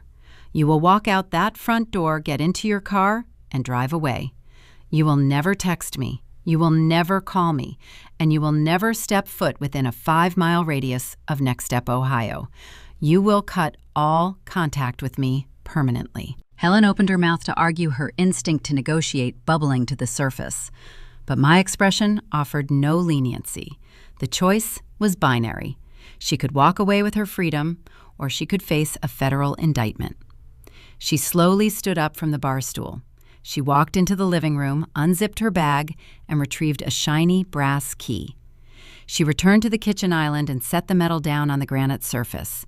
It landed with a soft, hollow clink. "You are going to regret this, Journée," she murmured, unable to resist one final, venomous parting shot.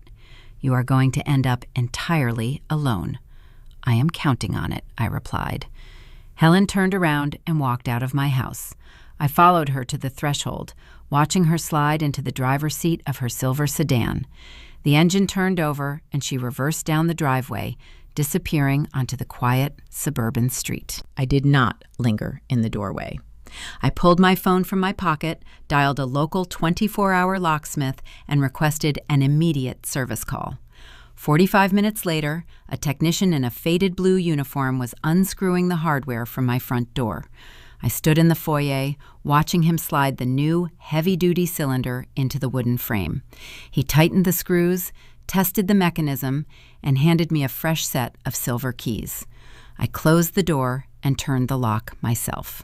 The heavy metallic click of the new deadbolt sliding into place resonated through the empty hallway.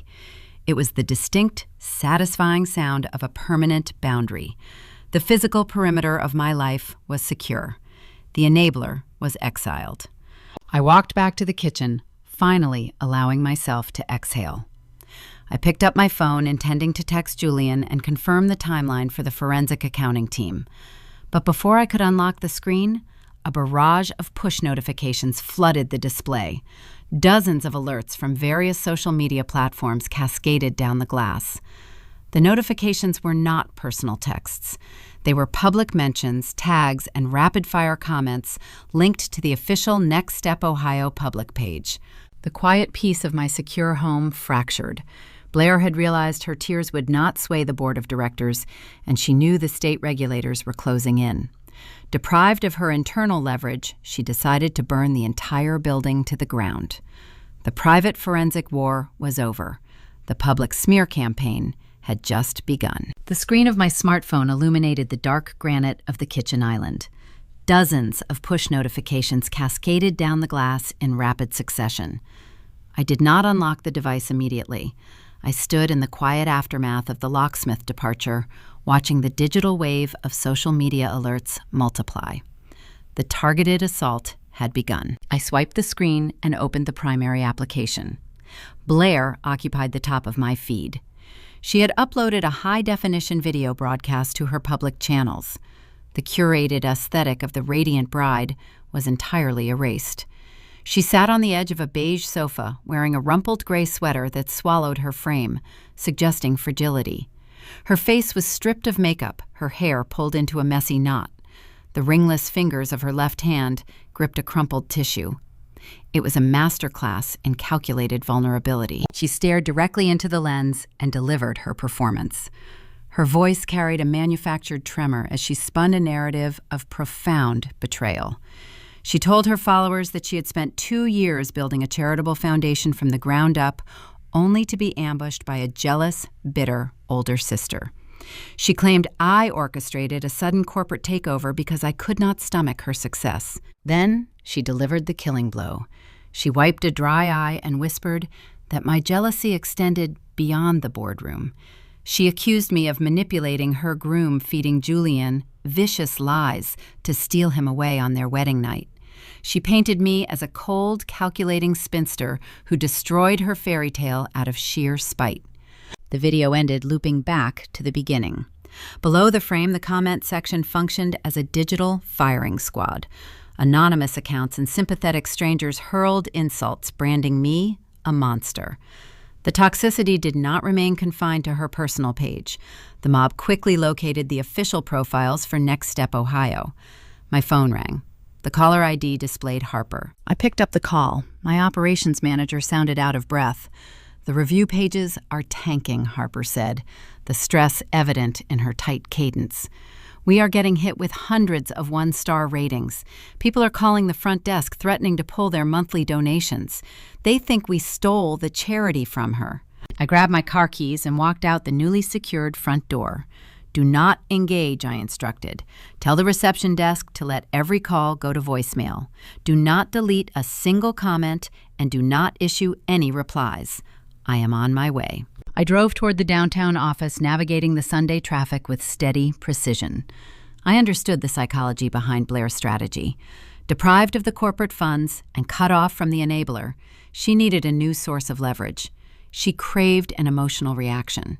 She wanted me to log online, defend my character, and wage a messy public war in the comments section. A public shouting match would validate her victimhood and distract from the actual crimes. It would turn a felony embezzlement case into a trivial family feud in the eyes of the public. I parked in the staff lot and walked into the Next Step Ohio building. The atmosphere inside was tense. The phone lines blinked with endless incoming calls.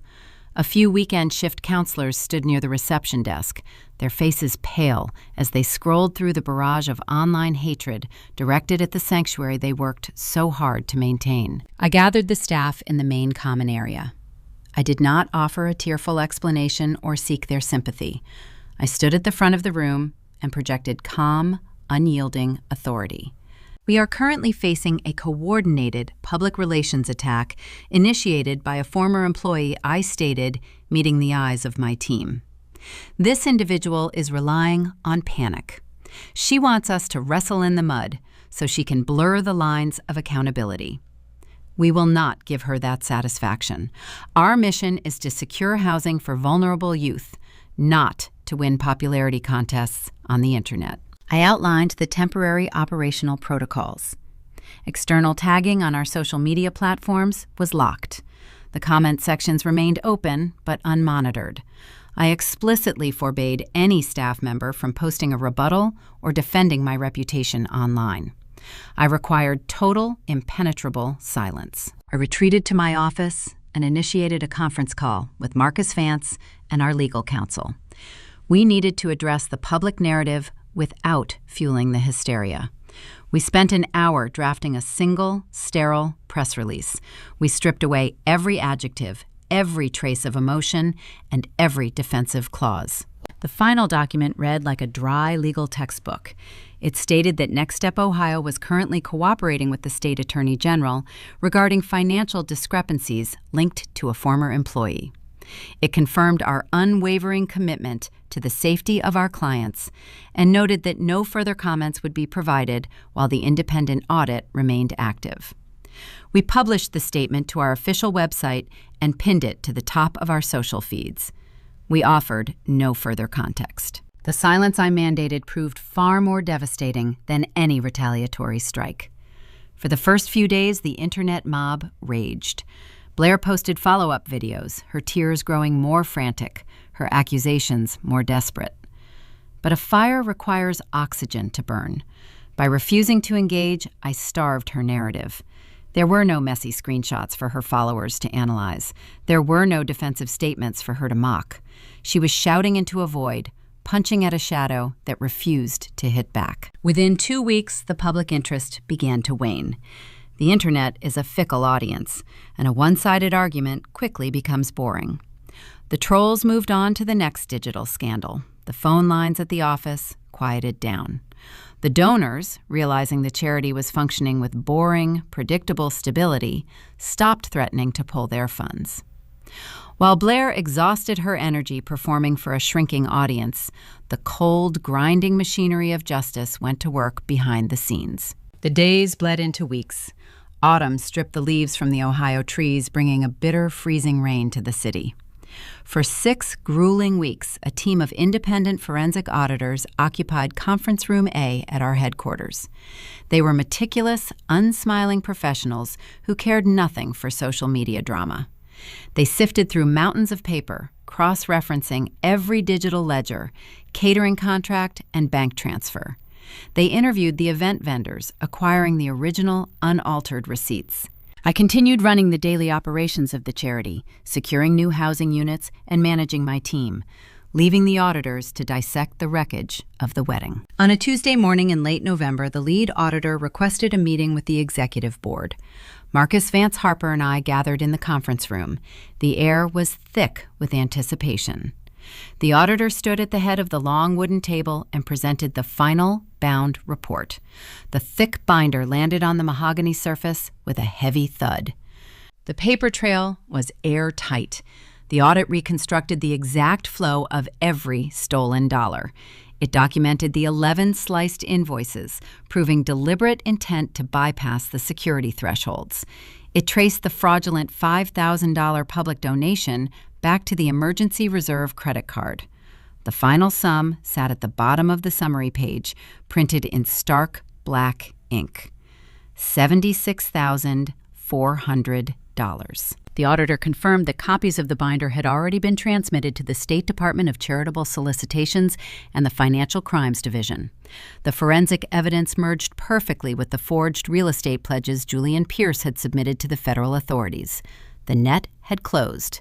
The trap was sprung. Blair sat in her rented studio apartment, watching her follower count drop and her curated reputation evaporate into thin air.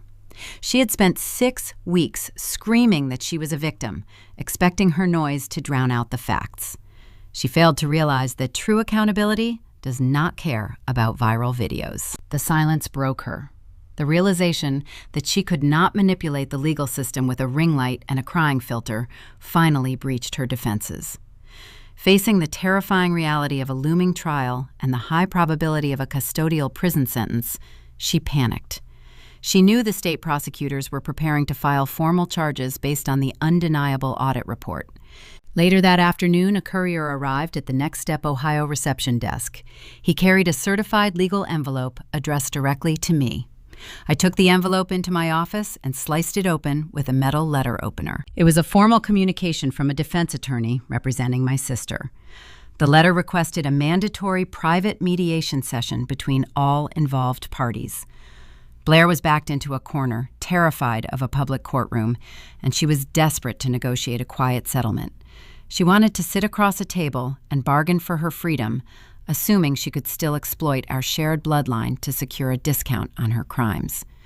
She had no idea the room she was inviting me into would become the final stage of her destruction. The State Department of Charitable Solicitations mandated a mediation session before formally submitting the case file to the prosecutor.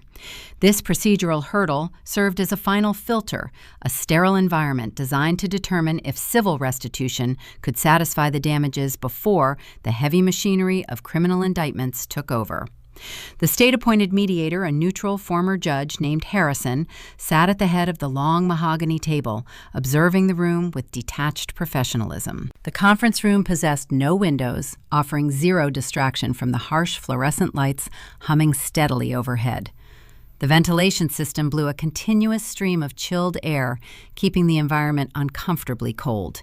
It smelled faintly of rubbing alcohol, stale coffee, and raw anxiety. I sat on the left side of the expansive table. To my right sat Elias Thorne, a seasoned litigator specializing in nonprofit compliance whom Marcus Vance had recommended. Elias possessed a calm, methodical demeanor, treating legal disputes with the detached precision of a surgeon. To my left sat Julian Pierce. He wore a dark, impeccably tailored charcoal suit, emanating the quiet, lethal authority of a man accustomed to dismantling hostile corporate takeovers.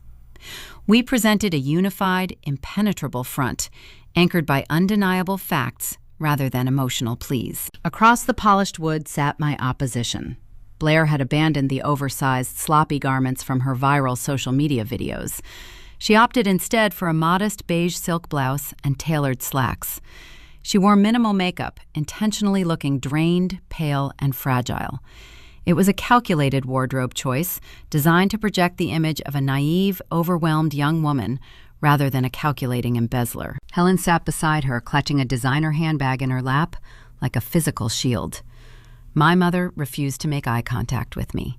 Her gaze remained firmly fixed on the swirling grain of the mahogany table, her knuckles white from the tension in her grip. Next to them sat Gregory, a frantic defense attorney who kept wiping a thin sheen of sweat from his forehead with a folded handkerchief. He had clearly reviewed the preliminary discovery files during the mandatory exchange period. He recognized the insurmountable mountain of evidence waiting to crush his client. He was steering a sinking ship, and his nervous, erratic movements betrayed his panic. The mediator initiated the dialogue, outlining the parameters of the session. He explained that any statements made within this room were privileged for the purpose of settlement negotiations, but underlying facts and existing documents remained fully admissible in future proceedings. Gregory took the floor first. He attempted to weave a precarious narrative of youthful inexperience and accounting confusion. He utilized phrases like overlapping budgets, misinterpreted authorization codes, and delegated responsibilities. He tried to frame the systematic embezzlement as a simple administrative oversight that ballooned out of control during the chaotic planning of a high-profile event. He suggested that dragging a respected local charity through a public, highly publicized criminal trial would ultimately harm the foster youth more than a private, swift resolution. It was a classic, transparent deflection tactic. Gregory aimed to place the burden of the organization's reputation squarely on my shoulders, implying that my pursuit of justice was actually a selfish crusade that would damage the very children I swore to protect. I did not interrupt his monologue. I let him speak, watching the beads of sweat gather at his temples. When Gregory finished his legal gymnastics, he yielded the floor to his client. Blair leaned forward. She reached into her leather portfolio, her hand trembling, with perfect cinematic precision, and retrieved a rectangular slip of paper. She slid the document across the expanse of the mahogany table. It came to a halt, inches from my folded hands. I looked down at the offering. It was a certified cashier's check, printed for $20,000. The sum represented barely a quarter of the $76,000 she had siphoned from the operating budget. It did not even begin to address the $100,000 forged credit line she had attempted to open under Julian's family name, nor did it account for the federal privacy violation she committed by stealing client photographs. Gregory outlined the conditions attached to the paper. In exchange for the money, I would sign a comprehensive non-disclosure agreement binding me to eternal silence. I would formally withdraw the internal audit findings from the state regulatory queue, effectively killing the investigation. Furthermore, Julian would agree to participate in a joint public statement citing irreconcilable personal differences, granting Blair a quiet, no-fault annulment narrative that preserved her social standing and shielded her from any public scandal. Blair turned the waterworks on. Genuine tears pooled in her eyes, spilling over her lower lashes and tracking down her pale cheeks. She looked at me, her expression a masterclass in engineered sorrow. "Please, Journey," she whispered, her voice cracking with manufactured grief. "I am your sister. We share the same blood. I made a terrible mistake, but I am trying to make it right. Do not destroy our family over an administrative error. If you let this go to trial, they will put me in a cell. You know I would never survive that environment. Take the money. Let us just heal and move on." I stared at the rectangular slip of paper. The audacity of her proposition was breathtaking. She genuinely believed that $20,000 could buy my compliance. She thought a fraction of the stolen money would erase the danger she inflicted upon vulnerable children. She assumed Julian would simply sweep a felony forgery under the rug to avoid a society headline. Her tearful plea proved she had learned nothing. She did not feel a shred of remorse for her actions. She only felt terror at the looming consequences. I did not reach for the check. I did not shift my posture, nor did I offer a comforting nod. I let the silence stretch, allowing the heavy, oppressive quiet of the windowless room to amplify her desperation. The seconds ticked by, marked only by the low hum of the ventilation system. When it became apparent that her tears were failing to penetrate my resolve, the transformation occurred. The weeping victim vanished in a single heartbeat.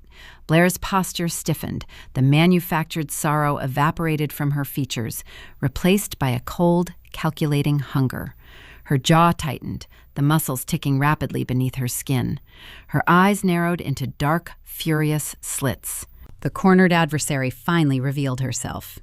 She realized I was not the accommodating older sister she could bully or guilt into submission. Helen attempted to interject, her voice laced with sudden panic. "Journey, be reasonable. This is a generous offer. You are being vindictive." "It is an insult," Julian stated. His voice sliced through the tension like a steel blade. He did not look at Helen. His eyes remained locked on his former fiancée. "You forged my father's signature on a deferred payment contract for $100,000. You expect me to sign a non-disclosure agreement for a $20,000 rebate? You are negotiating with monopoly money." Gregory sputtered, attempting to regain control of the narrative, waving his hands to dismiss Julian's claim as an unproven allegation. But the momentum had irreversibly shifted. The fragile illusion of a cooperative settlement shattered, leaving only the cold reality of the battlefield. I turned my head slightly, gesturing to Elias. My attorney did not raise his voice. He did not offer any emotional commentary or grandstand for the mediator. He simply reached for the center of the table and pulled the massive evidentiary binder toward him.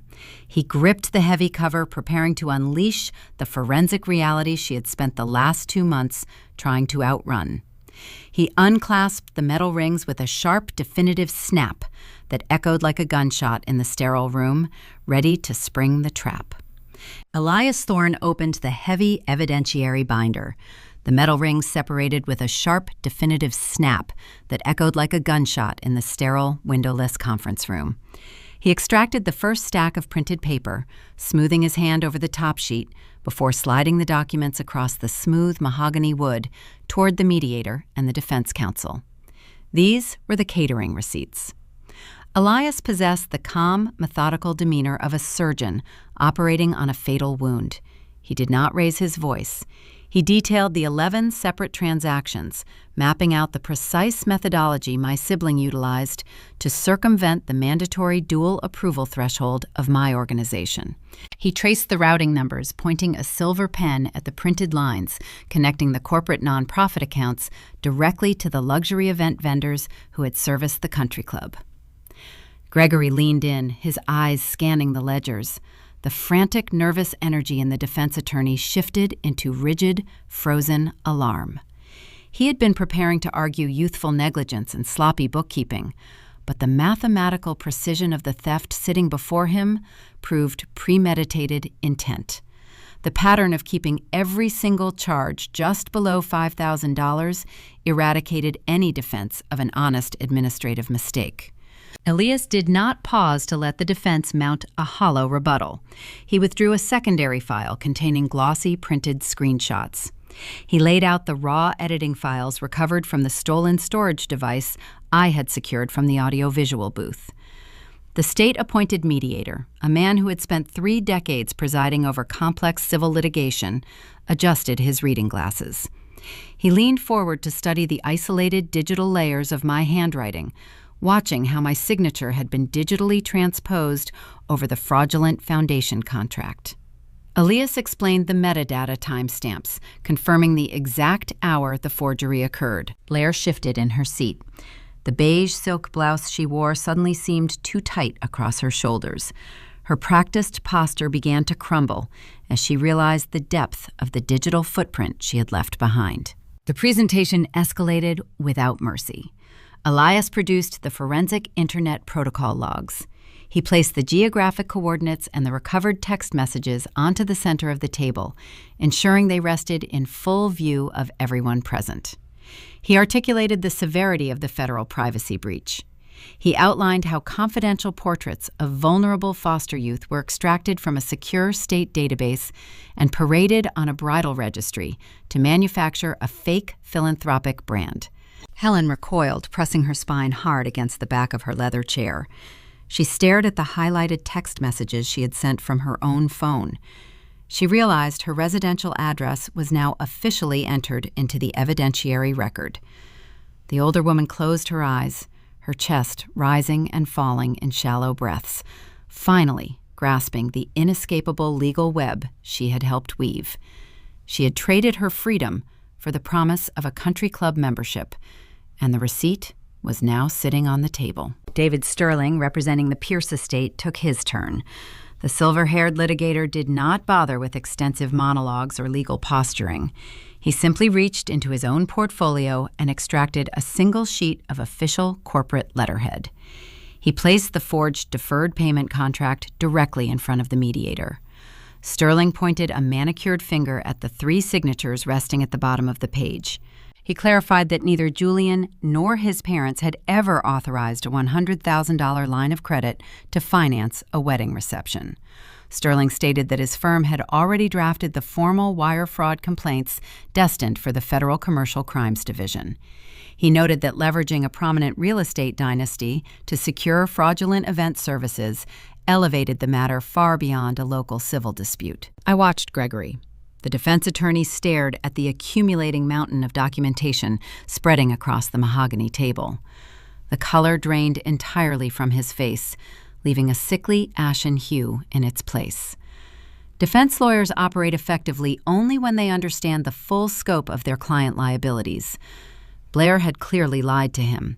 She had fed him a sanitized narrative of administrative confusion while actively concealing multiple felony offenses. He had walked into the mediation session equipped to negotiate a civil misunderstanding over a few misplaced catering funds. He now realized he was sitting next to a client facing years in a federal penitentiary. Gregory closed his legal pad. He set his pen down on the table, a universal gesture of professional surrender. He looked at Blair, his expression a mixture of profound disbelief and intense frustration. He knew there was no settlement to negotiate. The legal wall had closed in cementing an airtight perimeter around her deceit. The mediator folded his hands, looking toward my side of the table, waiting for our formal response to the initial financial offering resting near my elbow. For a brief moment, my mind flashed back to a cramped municipal courthouse a decade ago. I had sat in a similarly sterile room, draining my meager savings account to pay a fine for Blair after a reckless driving incident. I had looked at her terrified face back then and felt an overwhelming obligation to protect her. I had spent my entire adult life acting as the designated shield, absorbing the impact of her choices so she could walk away unscathed. I leaned forward, resting my forearms on the cool mahogany edge. I looked at the $20,000 cashier check, then raised my gaze to meet my sister. Her eyes were terrified and darting. She searched my expression for a final shred of that maternal conditioning, hoping I would revert to the compliant caretaker who had always shielded her from reality.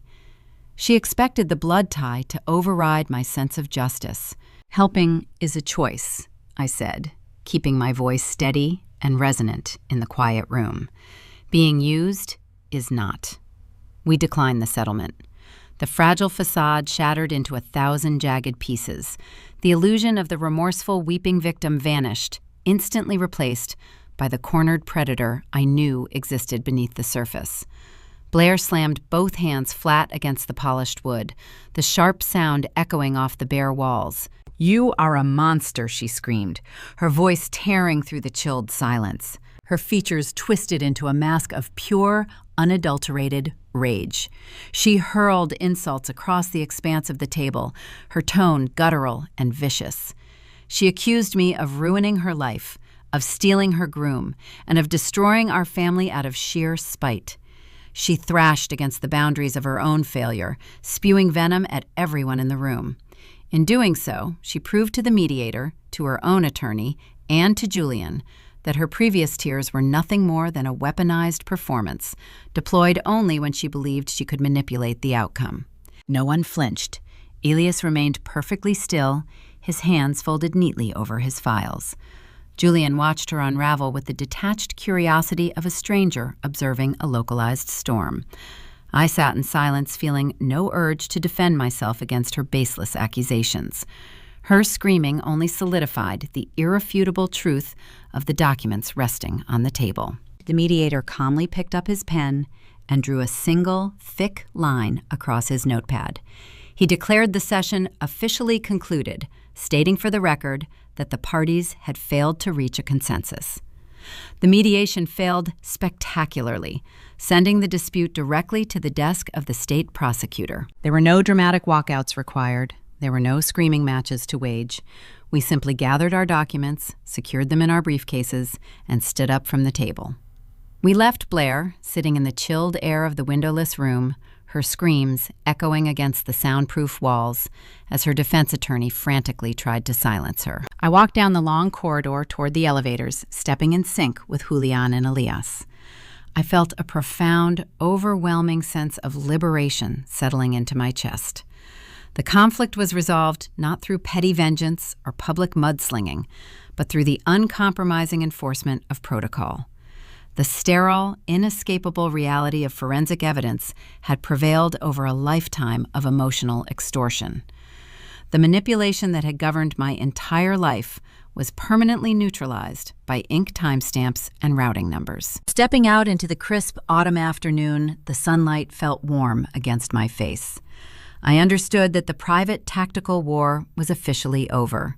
The upcoming legal proceedings would be handled by prosecutors and judges far removed from my daily operations. Yet a new transition loomed on the horizon. Stripping away the toxic family dynamic left a vast, quiet space in its wake. With the embezzler facing the justice system and the enabler exiled from my life, I now had to confront the reality of building a future entirely on my own terms. I had to face the daunting process of guiding my nonprofit through the public aftermath of the trial, ensuring the community knew the foundation remained unshakable even after the storm had passed. The months following the failed mediation session passed in a blur of silent, unrelenting legal grinding. There were no more dramatic confrontations in country club hallways or frantic text messages lighting up my phone in the middle of the night. The battle transitioned out of my hands and into the cold, methodical machinery of the criminal justice system. State prosecutors and federal investigators do not care about family dynamics or high society gossip. They operate on a strict diet of routing numbers, timestamps, and physical evidence. My daily routine returned to the steady rhythm of managing Next Step Ohio. I negotiated new leases for our transitioning foster youth, finalized our annual operating budget, and watched from a safe distance as the legal perimeter tightened around my sibling. Her defense attorney attempted every delay tactic in the standard playbook. He filed motions to suppress the internet protocol trace.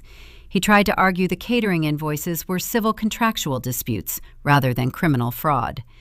Every single motion was swiftly denied by the presiding judge. The combined weight of the corporate embezzlement and the forged real estate pledges created an inescapable gravitational pull. Facing a potential 10-year prison sentence if the case went before a jury, Blair finally surrendered. She signed a comprehensive plea agreement, trading her right to a trial for a guaranteed reduction in custodial time. The sentencing hearing took place on a rainy Tuesday morning in early April. I parked my car in the municipal garage downtown and walked through the damp gray streets toward the Franklin County Courthouse. The towering limestone building felt heavy and imposing, a monument to accountability. I passed through the security checkpoint, placing my bag on the conveyor belt and walking through the metal detector.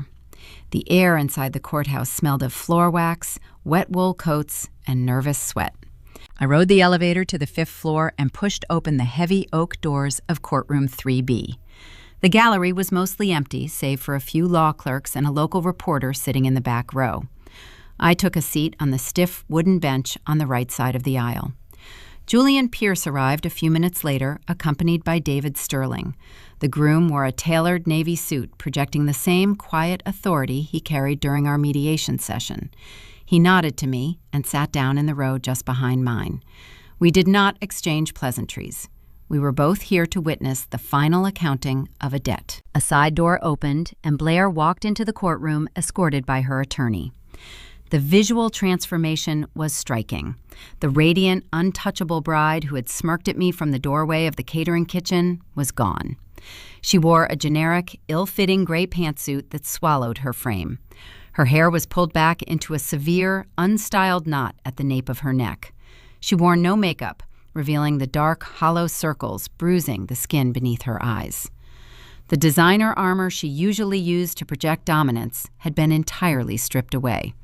She looked small, ordinary, and profoundly terrified. Helen did not attend the hearing. Following my ultimatum in the kitchen months ago, my mother had vanished into the suburbs, choosing self-preservation over family loyalty. Blair stood at the defense table alone, flanked only by a lawyer who had clearly lost his patience with her months prior. The bailiff announced the arrival of the judge, a stern woman known for her zero-tolerance policy regarding financial crimes. Everyone in the room stood up. The judge took her seat behind the elevated mahogany bench, adjusted her reading glasses, and opened the thick case file resting in front of her. She did not look at my sister with an ounce of sympathy. The proceedings moved with clinical efficiency. The judge required Blair to state her name for the record and confirm her understanding of the plea agreement. The microphone picked up the tremor in my sister's voice as she answered the mandatory questions. Are you pleading guilty to 1 count of felony wire fraud and 1 count of felony embezzlement because you are, in fact, guilty of these crimes? The judge asked, her voice echoing through the silent room. Yes, Your Honor, Blair whispered. The judge demanded she speak up. Blair cleared her throat and repeated the admission louder, forcing the words out into the open air.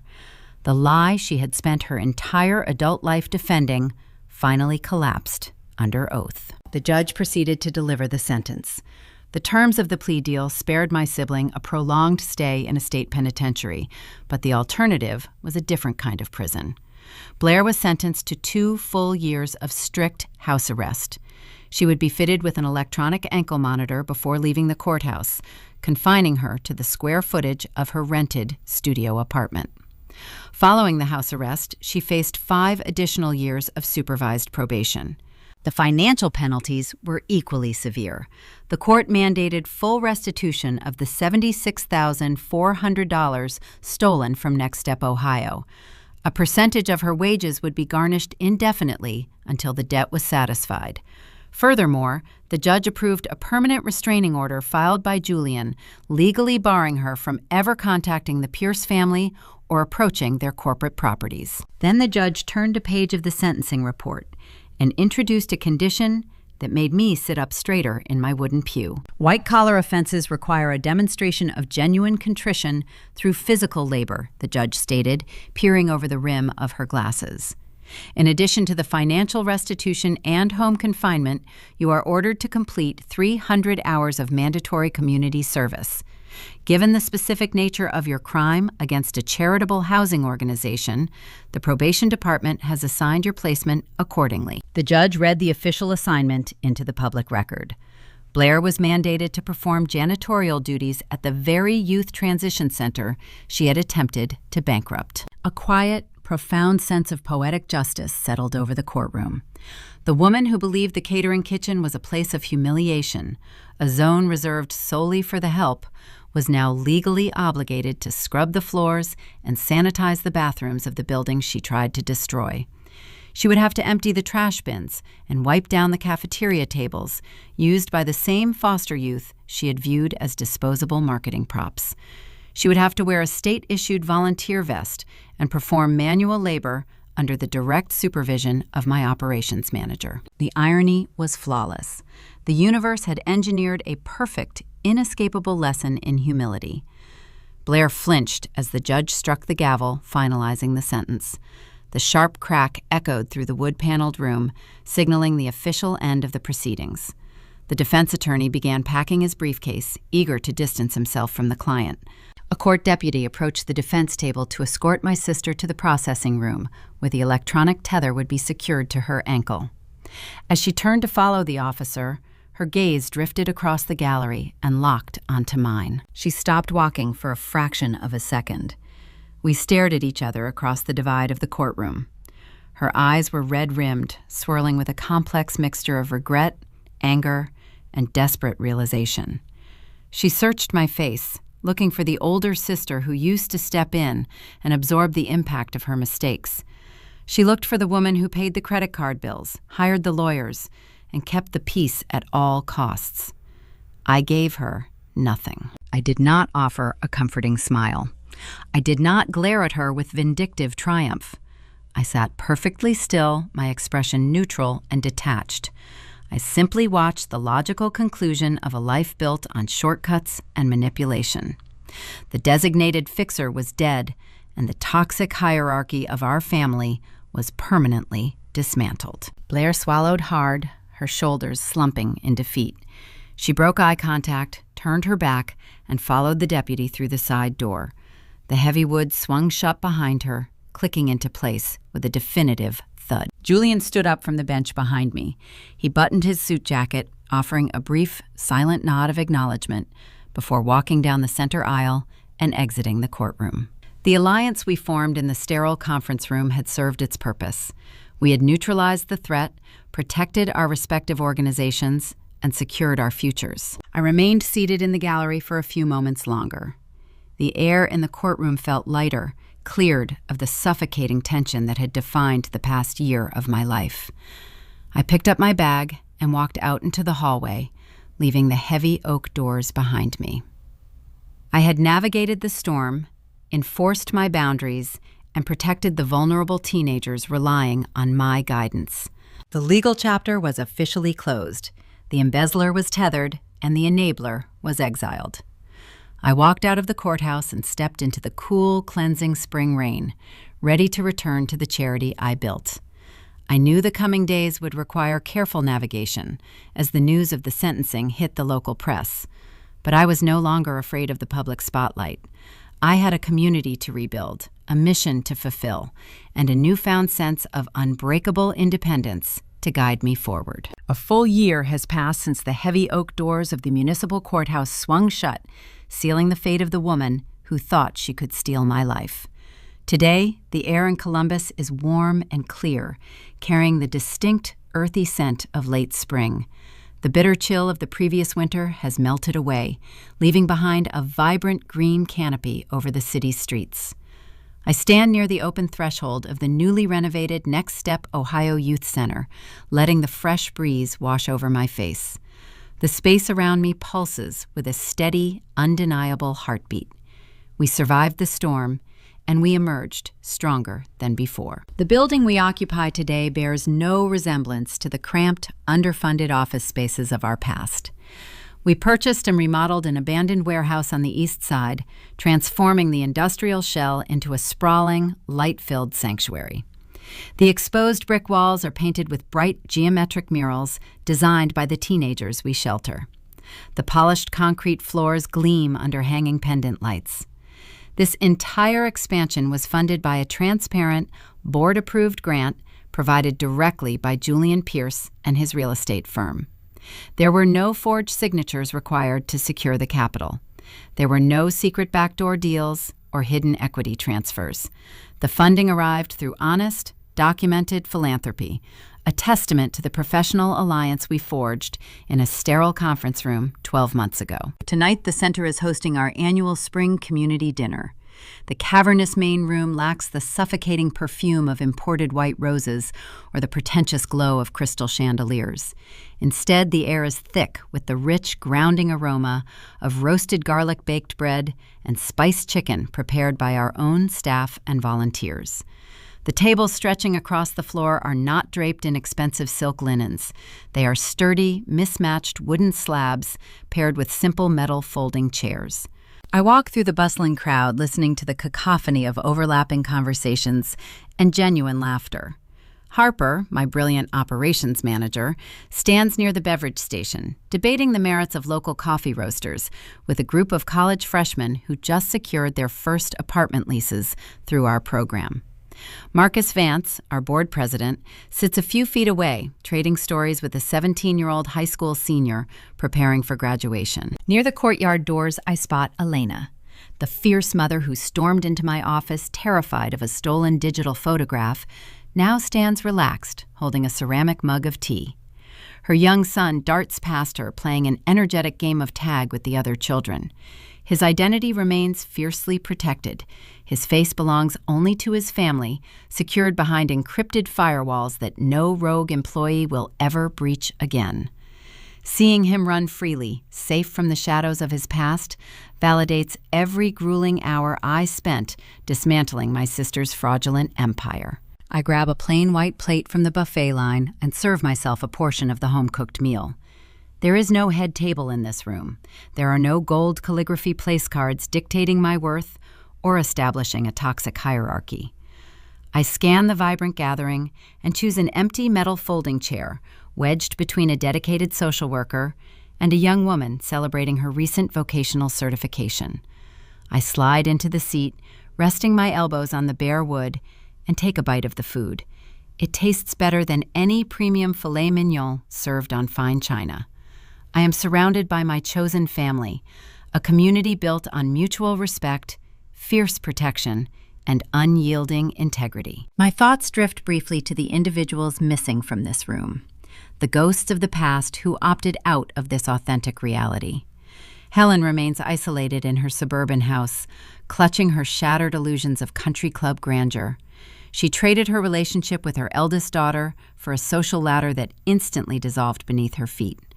We have not spoken a single word since the afternoon she surrendered her spare key on my granite kitchen island. I do not monitor her life, nor do I mourn her absence. Blair exists in a starkly different reality. The state monitors her geographic coordinates 24 hours a day through the electronic tether secured to her ankle. She resides in a cramped 400-square-foot studio apartment on the edge of the industrial district, far removed from the luxury boutiques and rooftop bars she used to frequent. She spends her days staring at a glowing monitor, working a monotonous remote data entry job. The state garnishes 70% of her weekly paycheck, diverting the funds directly to the court to satisfy her staggering restitution order. During her mandated community service shifts, she arrives at this very youth center through the rear service entrance. She wears a bright yellow, state-issued volunteer vest. She pushes a heavy mop bucket across the linoleum floors, sanitizes the public restrooms, and empties the trash bins filled by the same foster youth she once viewed as disposable marketing props. I never crossed paths with her during those hours. I adjusted my administrative schedule to guarantee our orbits never intersect. I feel zero guilt regarding her reduced circumstances. She constructed her own cage, brick by brick, and now she must learn how to survive inside it. I look around the noisy, vibrant dining hall, listening to the clatter of silverware and the hum of shared stories. A profound realization settles deep into my bones. A year ago, the bride banished me to the catering prep area because she believed it was a place of profound shame. She viewed the kitchen as a hidden corner reserved for the invisible, unglamorous labor she deemed beneath her manufactured fairy tale. She wielded that placement as a weapon, a deliberate punishment designed to enforce my subservience. She failed to understand the fundamental truth about building a life. The ballroom is merely a hollow stage. It is a temporary, expensive theater designed solely to impress strangers who do not genuinely care about you. It requires fake smiles, uncomfortable attire, and a constant, exhausting performance to maintain the illusion of perfection. The kitchen is where the actual vital work happens. It is the beating heart of any home. It is where raw, unpolished ingredients transform into vital sustenance. It is where warmth originates. It is the place where a community is nourished, sustained, and kept alive through honest sweat and shared effort. I am proud to sit in the kitchen. I belong with the people who roll up their sleeves and do the heavy lifting. You may have spent years believing your inherent value is tied directly to how much pain you can endure for those you love. Society conditions us to act as the silent shock absorbers for dysfunctional relatives. We are taught to swallow our pride, pay the overdue debts, and sit quietly in the shadows while manipulative people steal the spotlight and claim the credit. We are programmed to believe that enforcing a strict boundary is a supreme act of cruelty, a betrayal of the sacred bloodline.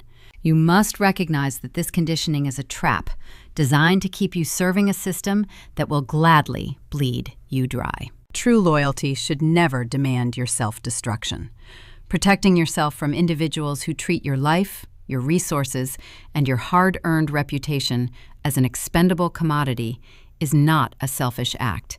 It is a fundamental, non-negotiable act of survival. When you stop acting as the designated fixer for people who refuse to grow, you stop enabling their toxicity. You force them to face the harsh, unyielding friction of reality. More importantly, walking away from a broken system allows you to redirect all of that wasted energy into building a lasting, authentic sanctuary of your own. You have the power to create a life where your contributions are celebrated, where your presence is valued, and where your peace is fiercely guarded. You do not owe your future to the people who took advantage of your past. Your history and your hard work belong to you alone. It is entirely possible to step out of the designated role you were assigned at birth.